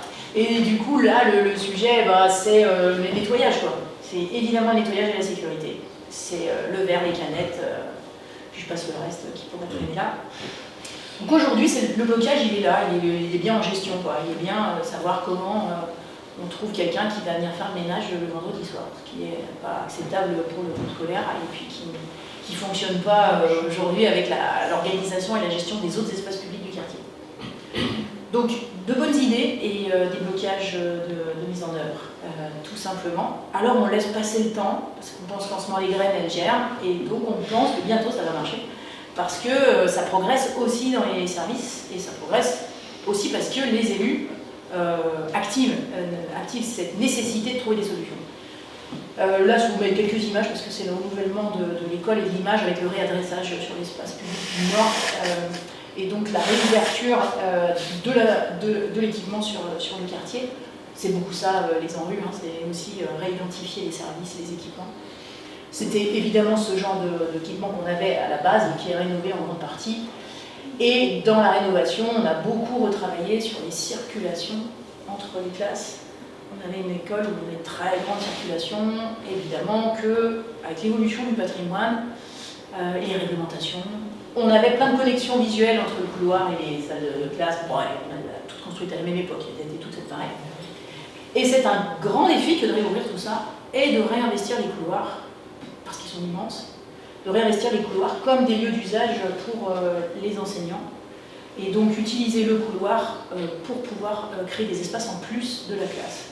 Et finalement, on a travaillé sur du mobilier, on a travaillé avec les enseignants, on a récupéré leur mobilier évidemment, parce qu'on n'a pas pu tout créer, on n'a pas le lot mobilier intérieur suffisant, mais créer des lieux de lecture et des petits cocons, des bulles où on pouvait se mettre à part. Et donc on voit qu'à l'intérieur même de l'infra, en fait, c'est l'investissement d'espace qui n'était pas dédié à ça, qui permet d'offrir des espaces en plus et du coup d'être comment dire, plus diversifié dans les propositions que peuvent faire les profs quand ils ont tous les enfants en même temps, tout le temps dans la même classe. Bon, ça a fait écho à plein d'autres projets, j'imagine. Je fais un petit clin d'œil parce que je voulais évoquer, comme je commençais à le faire, l'évolution des élus sur cette question. Bon, le maire d'Angers, c'est Christophe Béchu, donc il est revenu après avoir fait un séjour en tant que ministre de l'écologie. Et avant, en tout cas, on avait déjà évoqué certains sujets. Je vous mets le quartier des Capucins, c'est une ZAC d'une centaine d'hectares qui constitue un quartier au nord d'Angers qui est dans l'enceinte urbaine, parce qu'on a le contournement nord, l'autoroute A11. Mais ce projet qu'on développe depuis des années, donc moi je suis urbaniste de ce secteur-là, pour le compte d'Alter, qui est le ménageur. Et donc effectivement, pour la création de plus de 5500 logements, qui prendra 20 ou 30 ans, on a évidemment une programmation d'équipements. Donc les premiers équipements se sont construits avec l'idée que c'était des cités éducatives, pas que des écoles. Donc on a des bibliothèques dans le même lieu, des crèches, etc. La démarche d'Angers a beaucoup travaillé sur l'intégration des crèches dans les groupes scolaires, en rénovation urbaine et en équipement neuf. Mais la question qui s'est posée, c'est sur la création d'un ALSH, un accueil de loisirs, avec du coup la nécessité là de créer une structure qui accueille les enfants, donc chez nous le mercredi, après-midi, et puis les vacances. Ce qui fait, je n'ai pas calculé, mais je crois un nombre ridicule d'heures par an. Donc évidemment, ça a posé des questions de savoir, d'abord, est-ce que c'est bien nécessaire, tout ça, bon, on ne met pas à la place des élus. Le programme a été fait et la demande, c'est un détail. Mais on a une cantine scolaire sur ce site-là. Et donc la question qui s'est posée, c'est comment je fais pour rentabiliser l'installation d'une cantine scolaire pour juste un centre de logement. Et donc le choix qui a été fait, c'est de pouvoir l'ouvrir au public et de l'ouvrir en tant que salle pour faire, en tant que salle festive. En fait, aujourd'hui, si on cherche, je ne sais pas sur quel site, mais mettons qu'on cherche sur qu'est-ce qu'on peut utiliser comme site pour trouver une salle de faire la fête, pour le week-end, pour l'anniversaire de son grand-père. Du coup, je sais pas, c'est pour Airbnb, donc vous voyez, ce genre de site. L'idée, c'est carrément d'ouvrir au public, mais de l'ouvrir dans un mode privé, quoi. Et de pouvoir ajuster l'utilisation de la cuisine avec une partie qui peut s'ouvrir dans un mode office traiteur, pour que du coup cette salle puisse avoir une vie presque indépendante. Et donc là, ce qui était intéressant, c'est qu'on n'est pas dans le prêt à une association avec un système de badge qui permet d'y rentrer le soir. On est bien dans un mode privé, quoi. C'est-à-dire que ça doit pouvoir fonctionner complètement indépendamment. Et donc voilà, si vous voulez louer une salle pour le quartier, dans le quartier des Léos de Saint-Aubin, on a là finalement la grande salle de restauration de la LSH qui est ouverte avec sa cuisine. Et puis du coup, sur cet élan, la question d'après, c'est dans le groupe scolaire, j'ai une programmation non pas d'espace en plus, mais comment j'utilise les espaces que je dois créer déjà pour l'école. C'est toujours cette question de la gestion, et donc là, c'est la salle de motricité qui peut s'ouvrir aux associations, les accès depuis l'espace public, donc c'est l'autre réunion, là, c'est le groupe scolaire, de trouver du coup en organisation par rapport à l'espace public, en indépendance, en sécurisation, les possibilités d'utiliser les mêmes espaces que ceux de l'école, sans en faire en plus, à des temps différents. Donc c'est purement de l'intensité d'usage. Et donc c'est rentabiliser les équipements. Voilà, c'est une question financière, mais c'est une question logique aussi d'économie des espaces et de pouvoir rentabiliser mieux la matière mise en œuvre et les espaces créés. Donc là c'est le petit ALSH des Saint-Aubin qui s'appelle les Bois d'Aubin.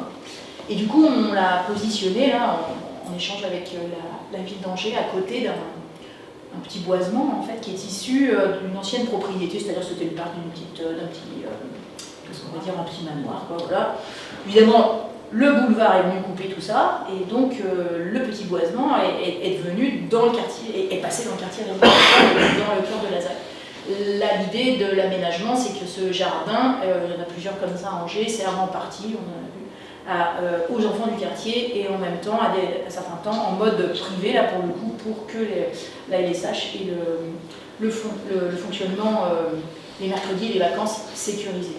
Donc là, c'est aussi, des fois, il faut juste ouvrir une clôture, mais en fait, il y a plein de sujets d'interface, de sécurité, de visibilité, qu'est-ce qu'on va dire, de compatibilité avec les activités avec la LSH. Et puis, je me suis fait passer au dernier moment un petit détail, parce que je trouve que cette thématique de la chronotopie, on la trouve dans le logement. On fait beaucoup de logement social. Et on questionne les typologies, forcément la manière d'habiter dans les logements. Là, c'est un sujet qu'on met par exemple avec Angers Noir Habitat sur l'accueil des familles monoparentales. Donc aujourd'hui, un T3 accueille quelle typologie de famille? En fait, plein de typologies de famille. Quoi. Le T3, il est très modulable et très modulaire, et du coup, on essaye de proposer de sortir des organisations jour-nuit qui sont extrêmement classiques et qui sont systématiquement demandées pour banaliser les espaces de vie et du coup avoir autour d'un noyau humide la possibilité d'avoir quatre espaces qui sont en fait du même dimensionnement. La question n'est pas de faire des chambres et des salons, c'est de faire des espaces banalisés et de pouvoir se les approprier selon les besoins, les typologies et les moments de la semaine. Ça veut dire qu'un bureau devient une chambre, et c'est ce que les gens vivent de toute façon, ou accueillir quelqu'un de la famille, ou rester en télétravail. Et cette souplesse-là, en fait, les bailleurs commencent à vouloir l'expérimenter. Ils testent plein de choses, d'avoir un studio à côté, pouvoir partager une chambre, etc. Il y a plein de solutions. Mais là, on est plutôt inspiré de la modularité du logement, c'est le mode constructif qui le permet aussi, et un travail que mène Sophie Delay, par exemple, sur le logement conçu avec des espaces complètement banalisés qui peuvent avoir différents usages, même entre l'intérieur et l'extérieur. La loggia, la taille d'une chambre, la taille d'un salon, la taille d'une cuisine. Et donc, c'est intéressant parce que ça nous emmène vers une autre manière de concevoir le patrimoine dans son adaptabilité dans le temps, et donc la souplesse que l'on donne à nos infrastructures créées là, pour pouvoir accueillir les différents besoins des familles. Donc voilà, je voulais conclure sur cet exemple. C'est très bien. Ça fait penser au Japon aussi. Les Japonais, ils vivent dans des espaces où justement il y a un moment où on mange, on dort et autres. Parce qu'ils sont dans des lieux qui sont étroits pour pouvoir construire, et donc c'est judicieux. ambitieux, et puis c'est vrai que c'est des questions d'aujourd'hui. Oui, oui, parce qu'en fait, le logement il est affecté en fonction du nombre d'enfants, de demandes, etc. C'est très très normé. Décaler quelques lignes à ce sujet, sans être dans un projet d'innovation, mais plutôt dans une commodité donnée par rapport à la variété des profils, en fait. C'est après le mode constructif qui doit le permettre, les trames, il faut l'anticiper assez tôt, mais ça marche partout, ça c'est des petites trames qui sont faciles à faire. Puis ça risque encore de bouger parce qu'on est dans une époque où on a une population vieillissante, mais après on aura peut-être moins besoin d'habitat et ça sera autre chose. Enfin voilà, donc c'est la modularité, elle est intéressante. Voilà.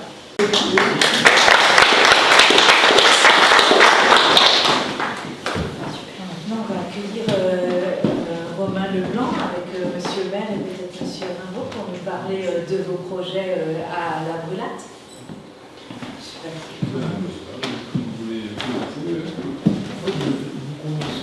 Je peux commencer, j'ai préparé juste une présentation pour rappeler ce qu'on a visité tout à l'heure ensemble. Avant de commencer, je voulais dire que M. Leblanc a travaillé tout le projet, mais en 1995, la commune avait déjà investi dans le presbytère, on avait fait 5 logements, et ça c'est pas dit du tout dans le compte rendu, et une petite maison, la maison d'Assabon, que le prêtre était transformée en locatif. Donc on avait déjà fait, avant tout ça, on avait fait du locatif, transformer des vieux bâtiments qui étaient en EHPAD. Voilà, j'ai fait un petit plan pour justement présenter, je dirais, moi en tout cas, quand je suis les interventions qu'on a pu avoir, mais on va retrouver un petit peu comme dans la vidéo avec Denis Muller, je retrouvais dans le modèle de Paradar, je l'ai retrouvé un petit peu ici, mais il y a pas forcément des grands moyens, mais il y avait beaucoup de réflexions, comment utiliser, faire au mieux avec ce qu'on a comme patrimoine, et aussi s'entourer. Je trouve que de passer aussi par le CEE, tout ça, c'est une bonne démarche aussi pour faire mûrir les projets, et nous, quand on arrive dessus aussi, on a des projets un petit peu plus mûrs, c'est toujours je pense que c'est un gage aussi de réussite du projet de carrière. Donc nous, il y a eu 3 époques d'intervention. Donc la principale, c'est 2013, la livraison. On en appelle parce qu'on voit, alors c'est en bleu là, la partie, donc on a dit la mairie actuelle, ce qu'on avait dit, donc c'était l'ancienne école, le logement des instituteurs, avec la partie école à côté qui était... non, on était dans la salle de classe, pardon, la partie logement à côté, et puis le préau qui était dans le prolongement. Le programme était de... C'est vrai que c'était un programme assez riche, parce qu'on intervenait vraiment sur l'ensemble des bâtiments publics de la commune. Donc il y avait le bâtiment de la mairie, le bâtiment de l'école qui était à retransformer pour trouver une pièce supplémentaire, et puis à agrandir pour trouver l'accueil de la SH. Et puis un autre, là on n'en est pas à la visite, on n'est pas allé à côté, là, mais il y avait un bâtiment aussi, c'était l'association, c'est ça? Ouais, la chaufferie, voilà, c'était la chaufferie dont je voulais parler aussi. Et on a la chance, c'est que vraiment tout se tient, tout s'est regroupé, et l'idée ça a été aussi d'exploiter un petit bâtiment, une petite grange là, qui était dans le centre-bourg, et d'en faire la chaufferie bois en fait, avec un réseau de chaleur qui alimenterait tous ces bâtiments. Donc on a transformé, on a mis la chaufferie dedans, et puis on a créé dans le prolongement du bâtiment un silo bois pour le bois déchiqueté. Ça avait l'avantage aussi, parce que on reste dans une commune rurale aussi, d'utiliser le bois déchiqueté aussi local. Donc il y avait quelque chose d'assez vertueux. Donc ça c'était une intervention en 2013. Ensuite on a continué en 2015, et c'était une ancienne forge, je crois, le bâtiment de forge. Oui. Et le bâtiment à l'usage des cantonniers. Voilà, qui est devenu l'atelier communal, et on a aménagé, on a refait, c'était surtout la partie rénovation de la couverture et puis des façades, et puis créer des bâtiments sociaux pour les employés communaux, avec une petite extension, enfin c'était une petite intervention, mais là aussi réutiliser le patrimoine existant et l'adapter au nouvel usage, ou l'agrandir en tout cas pour que ça corresponde à l'usage du moment. Et puis le dernier en date, l'intervention sur la salle des fêtes, qui était déjà à cet emplacement. Donc comme on a vu tout à l'heure quand on s'est promené, il y avait une communication déjà avec l'école. Donc on a maintenu pour garder l'usage de cantine le midi, cette fonction-là. Et donc la salle des fêtes, on a gardé la cuisine actuelle. On a gardé des bouts de bâtiments et puis on l'a agrandi avec une grande partie, la salle qu'on a vue qui s'ouvre vers l'étang. Il a grandi de 80 mètres carrés, qui donne sur les toits. On a retourné un petit peu. Voilà, on l'a retransformé aussi, on est reparti de cette base-là et on l'a adapté aussi, puisqu'il y avait un usage aussi, enfin, vous souhaitiez d'avoir plus de capacité d'accueil. Voilà, donc ça résume les trois époques d'intervention. Je dirais, ce qui était intéressant, c'est que dans cette intervention qui s'est faite, je dirais, plutôt sous le coup du bon sens aussi, il y a eu, on retrouve beaucoup de thèmes d'aujourd'hui, avec la mutualisation, la place aussi qui va avec le Cercle de Paris pour l'école, pour la mairie, qui crée une centralité pour la commune aussi, et qui donne une identité, je pense, aussi à notre village. Et puis, la réutilisation aussi, on aurait pu, comme vous disiez, trouver des terrains et puis construire étaler. Là, on a réutilisé le patrimoine existant et on l'a transformé. L'habitation est devenue la mairie, l'ancienne école, qui était la mairie, on l'a retransformée en école. Voilà, on n'a quasiment pas fait de démolition, je dirais, et on a plutôt réutilisé au maximum ce qu'on pouvait. On a regroupé, l'avantage aussi, c'est de garder cette centralité aussi. On a, par cette centralité, on a un parking là qui est mutualisé à la fois pour la salle des fêtes, qui sert pour la salle des fêtes, mais qui peut servir pour l'école, pour la mairie. Donc on optimise aussi ces équipements. Et puis j'en ai parlé, la chaufferie qui, par la proximité de tous ces équipements, en fait, permet de desservir assez moins beaucoup avec un réseau de chaleur assez réduit et finalement les besoins de la commune. Après, c'était en support de notre visite, j'ai remontré des petites photos de l'époque pour que vous puissiez quand même avoir aussi, savoir comment c'était avant. Voilà. Moi, je ne m'en souvenais plus bien avant de reprendre les photos. Et donc voilà, j'ai fait à chaque fois pour les équipements avant-après. Donc là, on avait une rue, on en a parlé tout à l'heure, qui séparait la partie église et puis la partie, donc on voit l'ancienne école avec le logement de fonction. Et donc c'était avec une séparation aussi de la cour d'école, donc on a ouvert, on voit en dessous le résultat. Et puis là c'était l'entrée de... Oui, entrée avec des grands pour un écran, un grand portail qui n'existait plus, mais voilà, qui restait les deux piliers de chaque côté, là, qui était l'entrée de l'école, et où on a construit en fait, on voit dessous, le dortoir. Qui est venu aussi faire un fond à cet ensemble bâti. Et donc, pour donner un fond à cette place. Là, l'ancienne école, et puis qui est devenue la mairie, pour voir aussi un petit peu la... Et vous voyez que le logement de fonction, il y avait devant le logement de fonction, il y avait le jardin des instituteurs. Des instituteurs, qui était fermé par un mur aussi, là, qui s'est ouvert. Voilà, et puis on retrouve la cour d'école aussi, avec l'accès qui se donnait entre les deux piliers, c'était juste à gauche de cette classe, et puis voilà, un petit bâtiment qui servait de préau de sanitaire dans la cour et qui a été intégré, je dirais, dans le bâtiment ASH avec un préau là, dans lequel on est passé tout à l'heure, qui fait la jonction entre l'ancien et puis le nouveau bâtiment. Voilà pour la présentation. Ça c'est la deuxième époque, c'était l'atelier technique. Voilà, c'était un bâtiment, donc on a gardé là aussi dans sa volumétrie, mais voilà, on avait un petit, une sorte de garage remise là, le long de la route. On est resté dans ce volume, on l'a aménagé pour accueillir les locaux des sanitaires et puis les vestiaires, donc les employés municipaux. Et puis on a construit ce bâtiment aussi, donc sur le pignon du bâtiment existant. Voilà, on a respecté, on a adapté là aussi le bâtiment au nouvel usage. Ensuite, la dernière étape, c'était la salle des fêtes. Donc on voit la salle des fêtes ici d'origine. De 75, donc... construite par les habitants. Une bonne base de bénévolat. Voilà.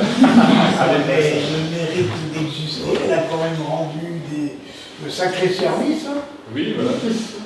Et donc voilà, et on avait déjà des extensions un petit peu dessus, on a réinterprété ça, on a créé une extension plus grande et puis on a essayé d'intégrer l'ensemble parce que c'était un bâtiment qui avait également eu des petites extensions. Des amiantés tout le toit parce que c'était du fibre. C'était une époque. Et puis l'ouvrir aussi plus sur le plan d'eau aussi, voilà. à réutiliser, mais on a réutilisé aussi les fenêtres, voilà, et aussi ce réemploi pour aussi rester aussi dans une notion d'économie aussi, le bâtiment aussi qu'on voit ici de sanitaire, de vestiaire, on a gardé aussi ces bâtiments-là, on a réhabillé pour refaire un ensemble, quoi. Donc ça donne voilà, le bâtiment dans son contexte. Plus une ouverture sur le paysage, sur les temps. Et un nouvel accès aussi. Pour limiter l'aspect bruit au maximum. Oui, puis parce qu'avant, la salle était dirigée davantage vers le bourg, donc les lotissements parfois se plaignaient, parce que les locations, au-delà de 2 heures, ça se prolonge. Voilà, c'était juste pour revenir sur la comptabilité, de toute façon on l'a évoqué tout à l'heure aussi en parcourant la salle. Hein, les points forts, c'était la réutilisation du bâtiment existant, la modularité, puisqu'on a une module qui permet d'avoir soit une grande salle, soit une plus petite, adaptée à des associations, à l'école, salle de motricité aussi. Donc on a vraiment les associations, là, ce qu'on disait tout à l'heure, il y a l'association de danse aussi qui l'utilise actuellement. Donc c'est une salle vraiment qui est utilisée, je dirais, qui est utilisée dans son usage. Avec voilà l'ouverture sur le paysage dont on parlait, et puis voilà la copie qu'on avait fait sans connaître le mot à l'époque. Là ici c'est un autre projet qui est dans le même secteur dont on avait réalisé, et quand on a parlé avec Carole de ce sujet, en fait on a pensé à ce sujet. Là c'est à Port-Bouillet, c'est une halte de garderie, et c'est un bâtiment. On avait le bâtiment de l'école existant, l'accueil de loisirs juste en côté, et nous on a construit le bâtiment en bleu, là, à la halte de garderie, et qui a apporté c'est vous qui avez fait Saint-Coul-de-Source, le bâtiment pas Saint-Coul-de-Source, Saint-Coul-de-Source c'est l'accueil de loisirs ici, ouais. Et nous on a fait le bâtiment ici. L'école pas l'école non plus, c'est la halte de garderie. Ouais, c'est encore, c'était en complément, je dirais, de ce qui existait déjà, mais qui, en fait, dans l'usage, est utilisé par l'école et également par sa coupe de source. Donc il y a aussi c'est aussi la proximité des différents programmes qui a permis d'avoir, alors on va voir après, ce que ça a permis. Donc ça, c'était le bâtiment existant. C'est l'ancienne école. L'ancienne école, on retrouve un peu le style de l'école aussi de la Colette. Et nous, c'est le bâtiment qu'on a créé devant, en fait, pour fermer la cour, avec l'accueil de la garderie, et dans le prolongement, un préau qui sert pour la garderie, mais qui sert aussi, qui est ouvert sur la cour de l'école. Donc là aussi, une mutualisation, je dirais, de cet équipement. Et avec aussi un aménagement qui gère, parce qu'on avait un dénivelé à peu près 2 mètres entre la plateforme de la cour d'école et puis l'endroit du parking qui est devant l'accueil de sa cour de source. Et donc on a géré aussi par notre aménagement l'accessibilité de l'école et des liaisons entre les 3 équipements. Voilà, c'est aussi l'utilisation, je dirais, de l'investissement pour ne pas avoir 3 fois la même chose. Donc, voilà, c'était pour réexpliquer un petit peu l'aménagement. Il est date parce que ça ne s'est pas fait forcément, comme vous disiez, ça prend du temps pour un tas de réseaux. Donc la notification aux entreprises qui avait été retenue, ça date du 8 novembre 2021 pour un marché TTC de 973 614 €. Les travaux, le démarrage des travaux était prévu le 4 janvier 2022. La durée totale jusqu'à la réception prévue, c'était 10 mois. Mais en fait, la réception ne s'est faite que le 24 juin 2024, soit 30 mois. On a eu l'Ukraine, voilà, on a eu des retards dans la réalisation des travaux. Donc le coût des travaux, en fait, on a eu des surcoûts à cause de tout ça. Les coûts de travaux ont été, je le disais tout à l'heure, parce que quand on a fait la salle des fêtes, on avait fait la salle des fêtes sans souci, mais on n'avait pas, il y a une cuisine qui est jumelée à la salle des fêtes, on n'avait pas anticipé, quand on avait vu les projets, on n'avait pas anticipé que Il faudrait retoucher cette salle qui datait de 1975, même s'il y a eu quelques modifications depuis. Et on n'avait pas vu qu'on avait laissé une marche entre la cuisine et la cuisine. Donc il a fallu qu'on remette tout de nouveau. Le béton, machin, ça coûte cher. Donc il a fallu réévaluer tout ça. Donc on l'a quand même fait. Donc finalement, avec tous les aménagements qu'on a dû faire, l'achat de matériel pour équiper la cuisine, des tables, des chaises qu'il a fallu là aussi et équiper la salle, on en a eu pour 1 116 619 €. Un petit allemand. Hein? Un petit allemand. Ouais, un petit avenant. Il y en a eu des allemands. Vous savez, la préfecture, la Mayenne est très tatillonne sur les marchés. Je ne sais pas si encore ils ont le même œil. En Mayenne, l'œil est plutôt critique. Donc, on a eu un surplus de 141 000 €. Et les subventions qu'on avait sollicitées, on a eu de la DETR en 2020, c'était le démarrage simplement pour 9 469 €, de la DESIL en 2020 pour 15 000. On a bénéficié, à l'époque la région était plus prolixe au niveau de l'argent qu'elle lâche. Région plan de relance, on a bénéficié de 75 000 €. L'État des îles en 2021 a été généreux aussi, 214 100 €. La robe leader, on en avait pour 105 000, on a eu 105 000. Comme ça, on nous a dit OK, feu vert. Mais alors là, le tatillonnage, il est. Hein? Comment j'emploie ces milliards? On a réussi à avoir un acompte de 22 023. On nous promet que le solde, soit 82 977, nous sera versé avant la fin juin 2025. Ouais. Le département contrat de territoire, on a eu 76 112. Et comme on fait partie de la Balago, on a eu un fonds de concours auquel on avait droit de 41 990, donc un total de 453 694 plus les 82 000 qu'on attend. Voilà. Bon. Ça, c'est que pour la salle des fêtes, hein, c'est votre dernier projet. Hein? C'est que pour la salle des fêtes, le dernier projet. Ah ouais, ouais. Le reste, moi, je me souviens plus. Oui. C'est fait, voilà. C'est fait et payé. C'est payé, voilà. C'est payé, c'est bon. Ça revient au même prix, à 942 000. École. Ben, merci. Merci Romain. Merci bien pour cette présentation. On va continuer avec Iris Bouchonnet, du coup, donc adjointe à la maire de Rennes, et qui va nous parler du coup du bureau des temps, et même si c'est pas le même genre de... On change de sujet. La même dimension qu'une petite commune comme la Brulate, mais c'est aussi intéressant dans l'idée. Merci de nous avoir proposé d'intervenir. On est toujours content de parler de politique temporelle, surtout que ça fait beaucoup de liens. Alors moi, je vais vous montrer un diapo beaucoup moins joli et beaucoup moins imagé que ce qu'on a pu voir précédemment.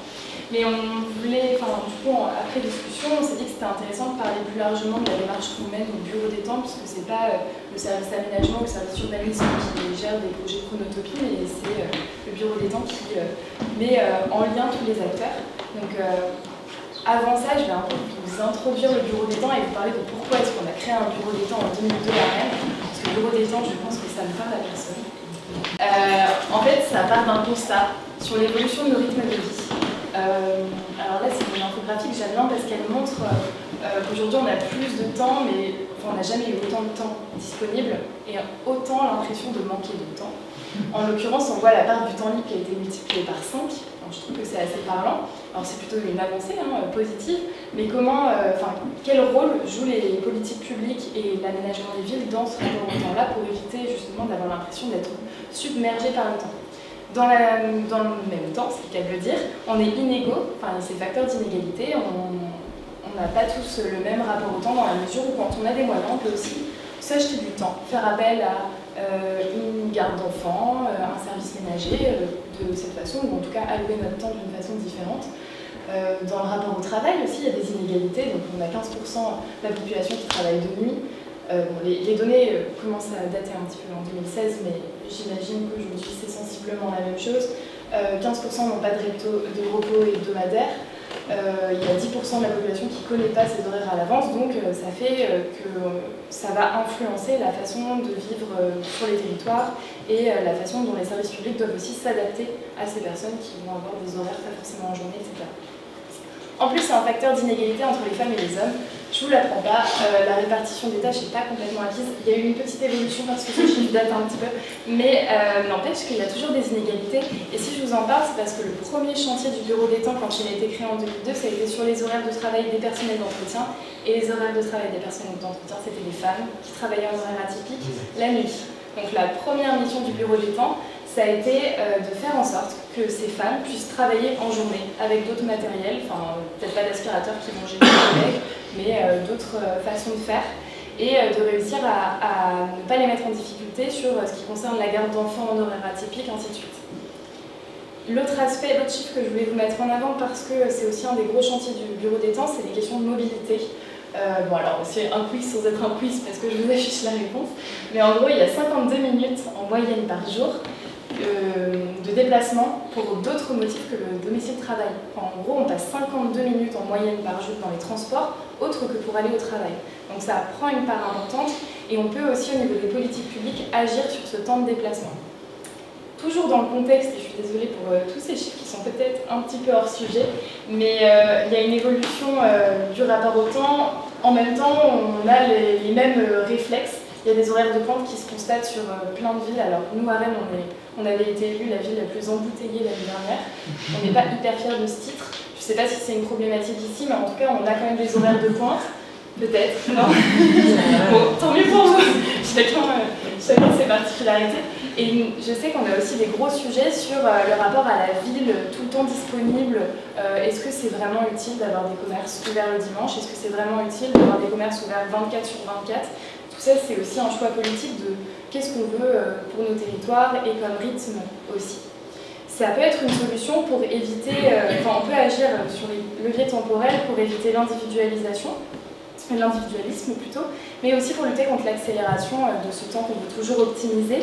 On peut essayer de faire ralentir les territoires justement en n'autorisant pas l'ouverture des magasins le dimanche, puisque c'est les conseils municipaux qui décident de ça, en tout cas du nombre d'ouvertures, sinon il y a un décret qui passe en et puis comment est-ce qu'on évite les tensions et les conflits temporels? Tout à l'heure on a un petit peu abordé le sujet conflit d'usage, bruit la nuit, habitants autour, etc. Ça c'est un vrai sujet politique. Donc bref, l'idée du bureau des temps, c'est de sortir de la gestion individuelle de son temps qui peut être culpabilisante ou stressante pour avoir une approche collective et voir comment les collectivités elles peuvent trouver des solutions. C'est pour ça qu'à Rennes a été créé un bureau des temps en 2002. Alors on est une des premières villes de France à l'avoir fait, mais c'était fait auparavant en Italie déjà. Et ça a été créé par Edmond Hervé, qui est l'ancien maire de Rennes, qui a été député et qui avait publié un rapport parlementaire notamment sur les temps de la ville, où il parlait notamment des questions de vie du quart d'heure, etc. Et donc depuis, on a une délégation à la ville et à la métropole de Rennes qui s'appelle Bureau des temps, avec 2 agentes qui travaillent à plein temps sur les questions des politiques temporelles. Donc on a une élue côté ville et une élue côté métropole, et c'est rattaché à la direction des coopérations. Ça vous parle peut-être pas du tout, mais c'est au cas où ça vous intéresse.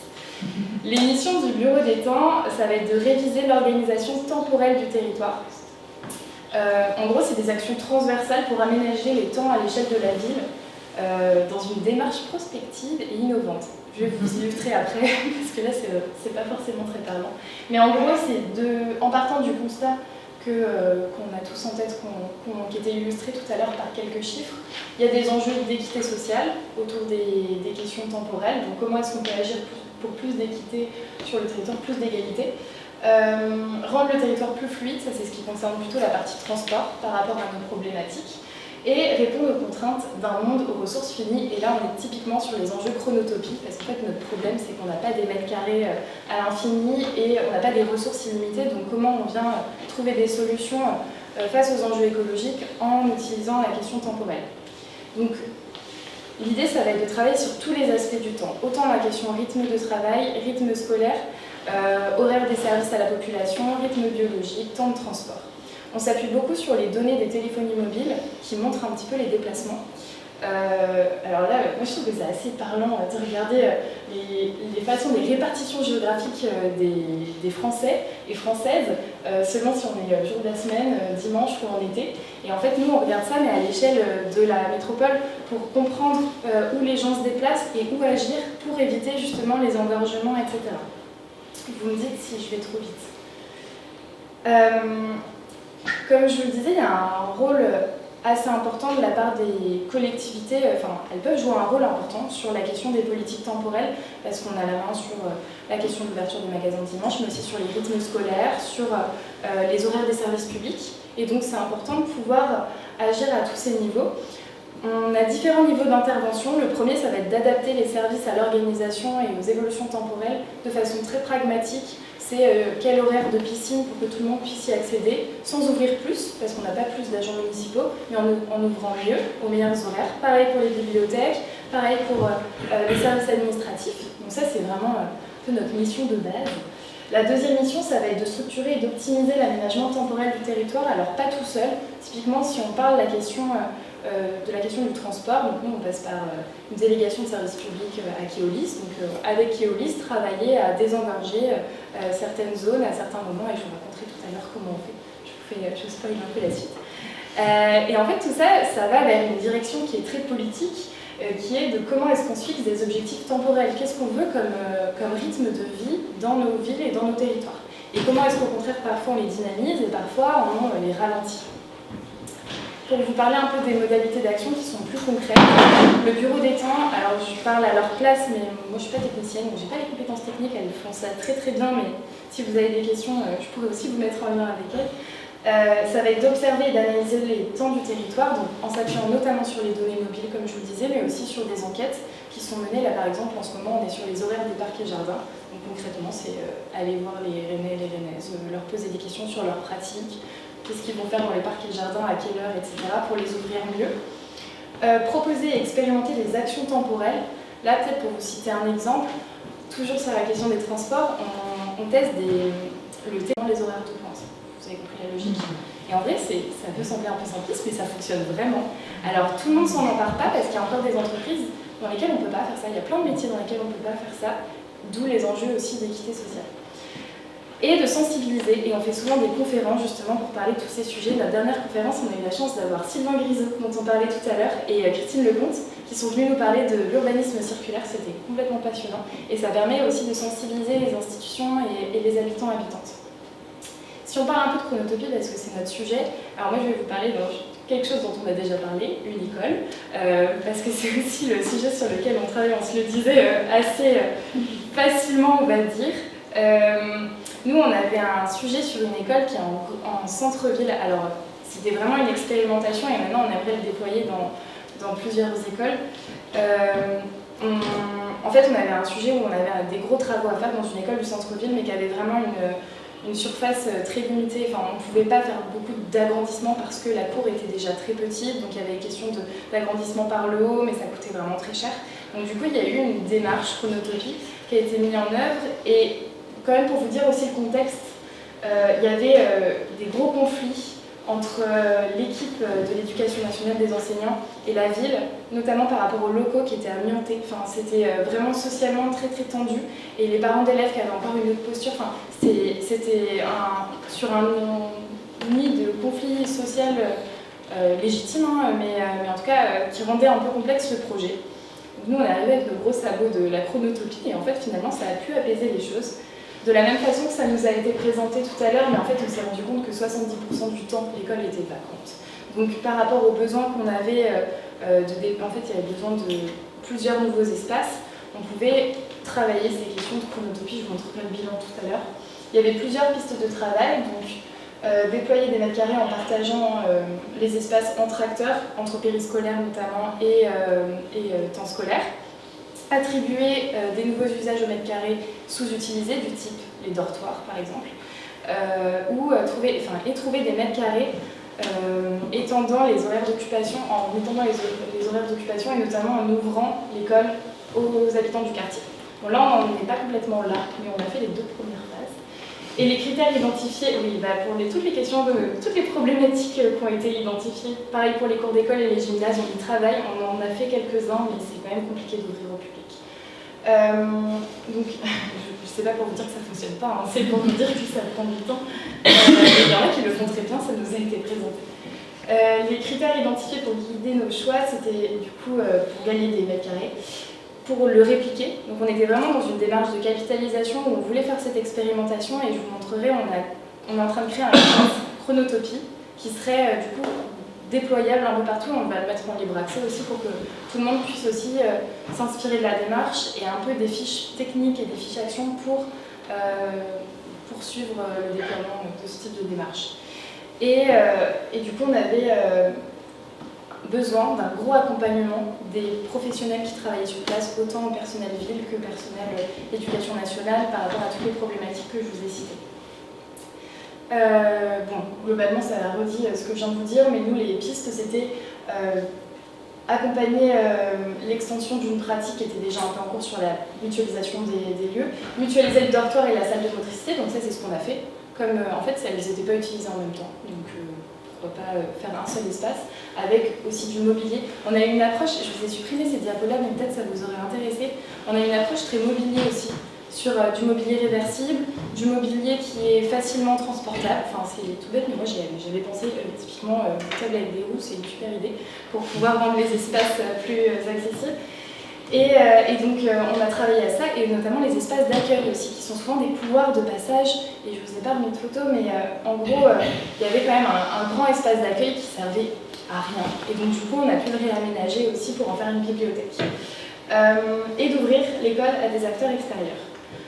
On a envie d'aller plus loin sur la partie ouvrir l'école à des acteurs extérieurs, et nous, il y a une démarche qui nous inspire beaucoup, qui est une démarche qui se fait en Isère. Alors décidément, l'Isère, ils sont vraiment hyper innovants, et qui s'appelle, alors comment ça s'appelle déjà le projet? C'est salle sur demande, je crois que c'est ça, la salle sur demande. Et en gros, ça référence à l'échelle de la commune ou du territoire, toutes les salles qu'on peut avoir sur demande avec les différents usages qu'on peut leur trouver, et ça, on aimerait bien le rendre opérationnel, en tout cas à Rennes. La démarche et la méthode, je vais pas trop, enfin peut-être je vais pas aller dans les détails, mais en gros, il y a eu beaucoup de temps de coopération et de partage d'idées. Et du coup, comme je vous le disais, au niveau des agents qui étaient en charge de ce travail-là, il y avait une personne du coup du bureau des temps, il y avait une personne qui fait plutôt, alors je ne sais pas exactement à quoi ça correspond, mais peut-être que ça va vous parler du design thinking. Oui, c'est une méthode créative. Et voilà. Et donc du coup, une personne au sein de la collectivité qui fait ça, donc super, et la direction éducation enfance. Donc en fait, c'était vraiment porté par plusieurs professionnels qui avaient vraiment des compétences et des approches différentes, et c'était hyper intéressant. Il y a eu pas mal de visites de terrain, le choix de l'école pilote, le diagnostic avec tout ce qui est cartographie, et après la co-conception avec les usagers. Hyper important d'associer les enfants, les familles, les améliorations et les prototypages, notamment autour du mobilier et le déploiement. Encore une fois, je ne suis pas très calée pour vous parler de la partie technique. Juste pour vous parler du bilan, parce que je trouve qu'il est assez parlant, c'est environ 200 mètres carrés de construction neuve qu'on a évité grâce à la démarche, et c'est une économie estimée à environ 800 000 €. Donc on était plutôt contents, et autant dire que tous mes collègues du conseil municipal ont plutôt dit on y va, on continue, la chronotopie c'est super. Et je pense que c'est le meilleur argument.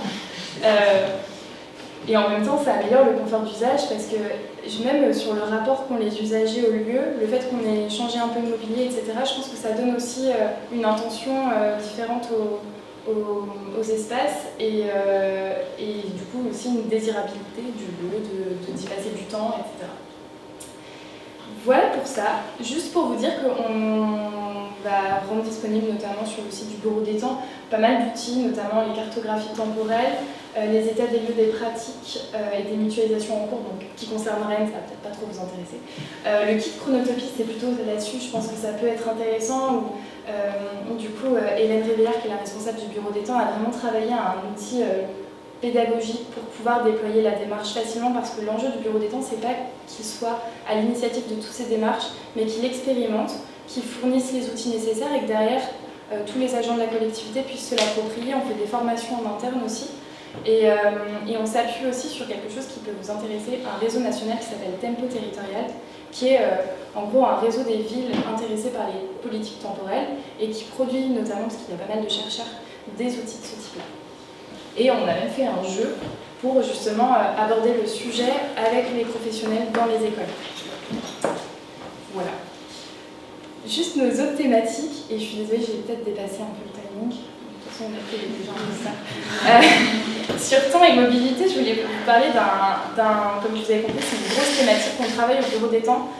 Un exemple assez parlant qui illustre un peu une activité du bureau des temps, c'est nous on a un problème avec le métro, on a vraiment des hyperpointes aux horaires des débuts des cours parce que les métros ils desservent notamment les campus universitaires. Donc il y a 2 gros campus à Rennes et on avait vraiment des pics à 8h.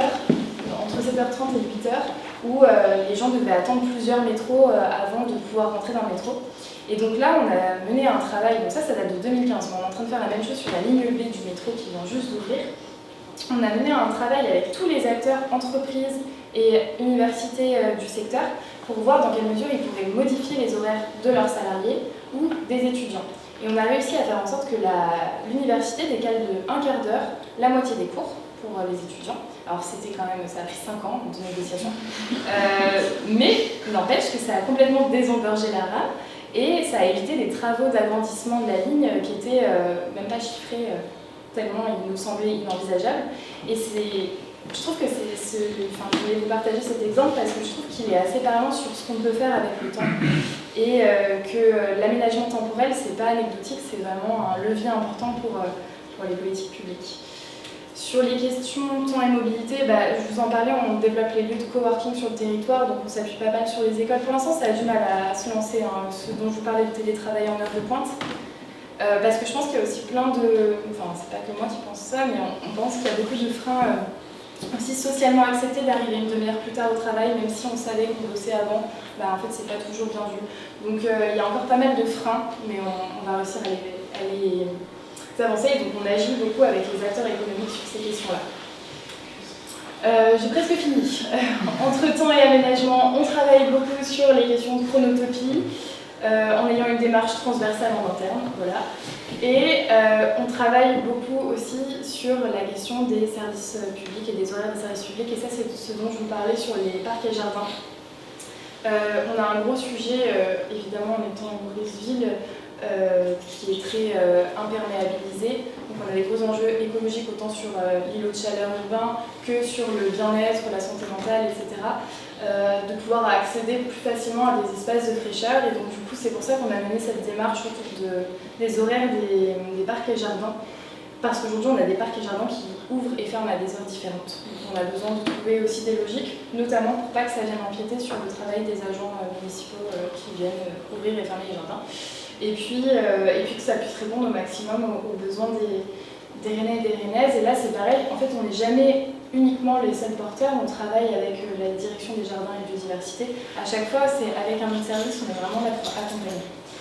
Et enfin, on essaye de sensibiliser et valoriser les pratiques temporelles d'autres territoires, mais aussi plus largement des thématiques qui vont être éloignées. Enfin, en fait, à chaque fois, on fait des conférences du bureau des temps sur des thématiques liées au temps mais qui vont être très différentes. On a fait une conférence sur l'éloge du retard, par exemple. Le rapport au retard. On en a fait une sur les questions d'urbanisme circulaire. La prochaine, c'est sur le temps à soi, notamment le temps de l'engagement, le temps à soi, etc. Et tout ça, c'est dispo en podcast sur le site de Rennes Métropole, si ça vous intéresse. En tout cas, je suis contente d'avoir eu l'occasion de vous partager un sujet que je trouve passionnant. Et je vous invite à militer pour ce qui s'appelle les villes rurales de France, un truc comme ça. Vous connaissez peut-être. Il y a quelqu'un qui fait partie de Tempo Territorial, donc dans le réseau politique temporelle. Et il y a des petites communes en fait. Il y a par exemple Fleury-les-Aubrais dans le Loiret, qui est une petite commune qui fait partie d'une agglomération, quand même, Oui, mais c'est pas la Mayenne. Mais en tout cas, c'est une commune qui n'est pas une grosse ville, c'est ça que je veux dire. Et il y en a d'autres qui sont un peu partout en France, notamment autour de Lyon. En fait, forcément, celle qu'on voit le plus, c'est celle pour les agents qui travaillent sur ces questions-là. Donc comme Poitiers, comme Lille, comme Lyon. Mais il y a aussi des plus petites communes qui peuvent prendre part au travail. C'est ce que je veux dire. Merci beaucoup. Merci à vous. Est-ce que vous avez des questions ou vous souhaitez continuer autour de la table?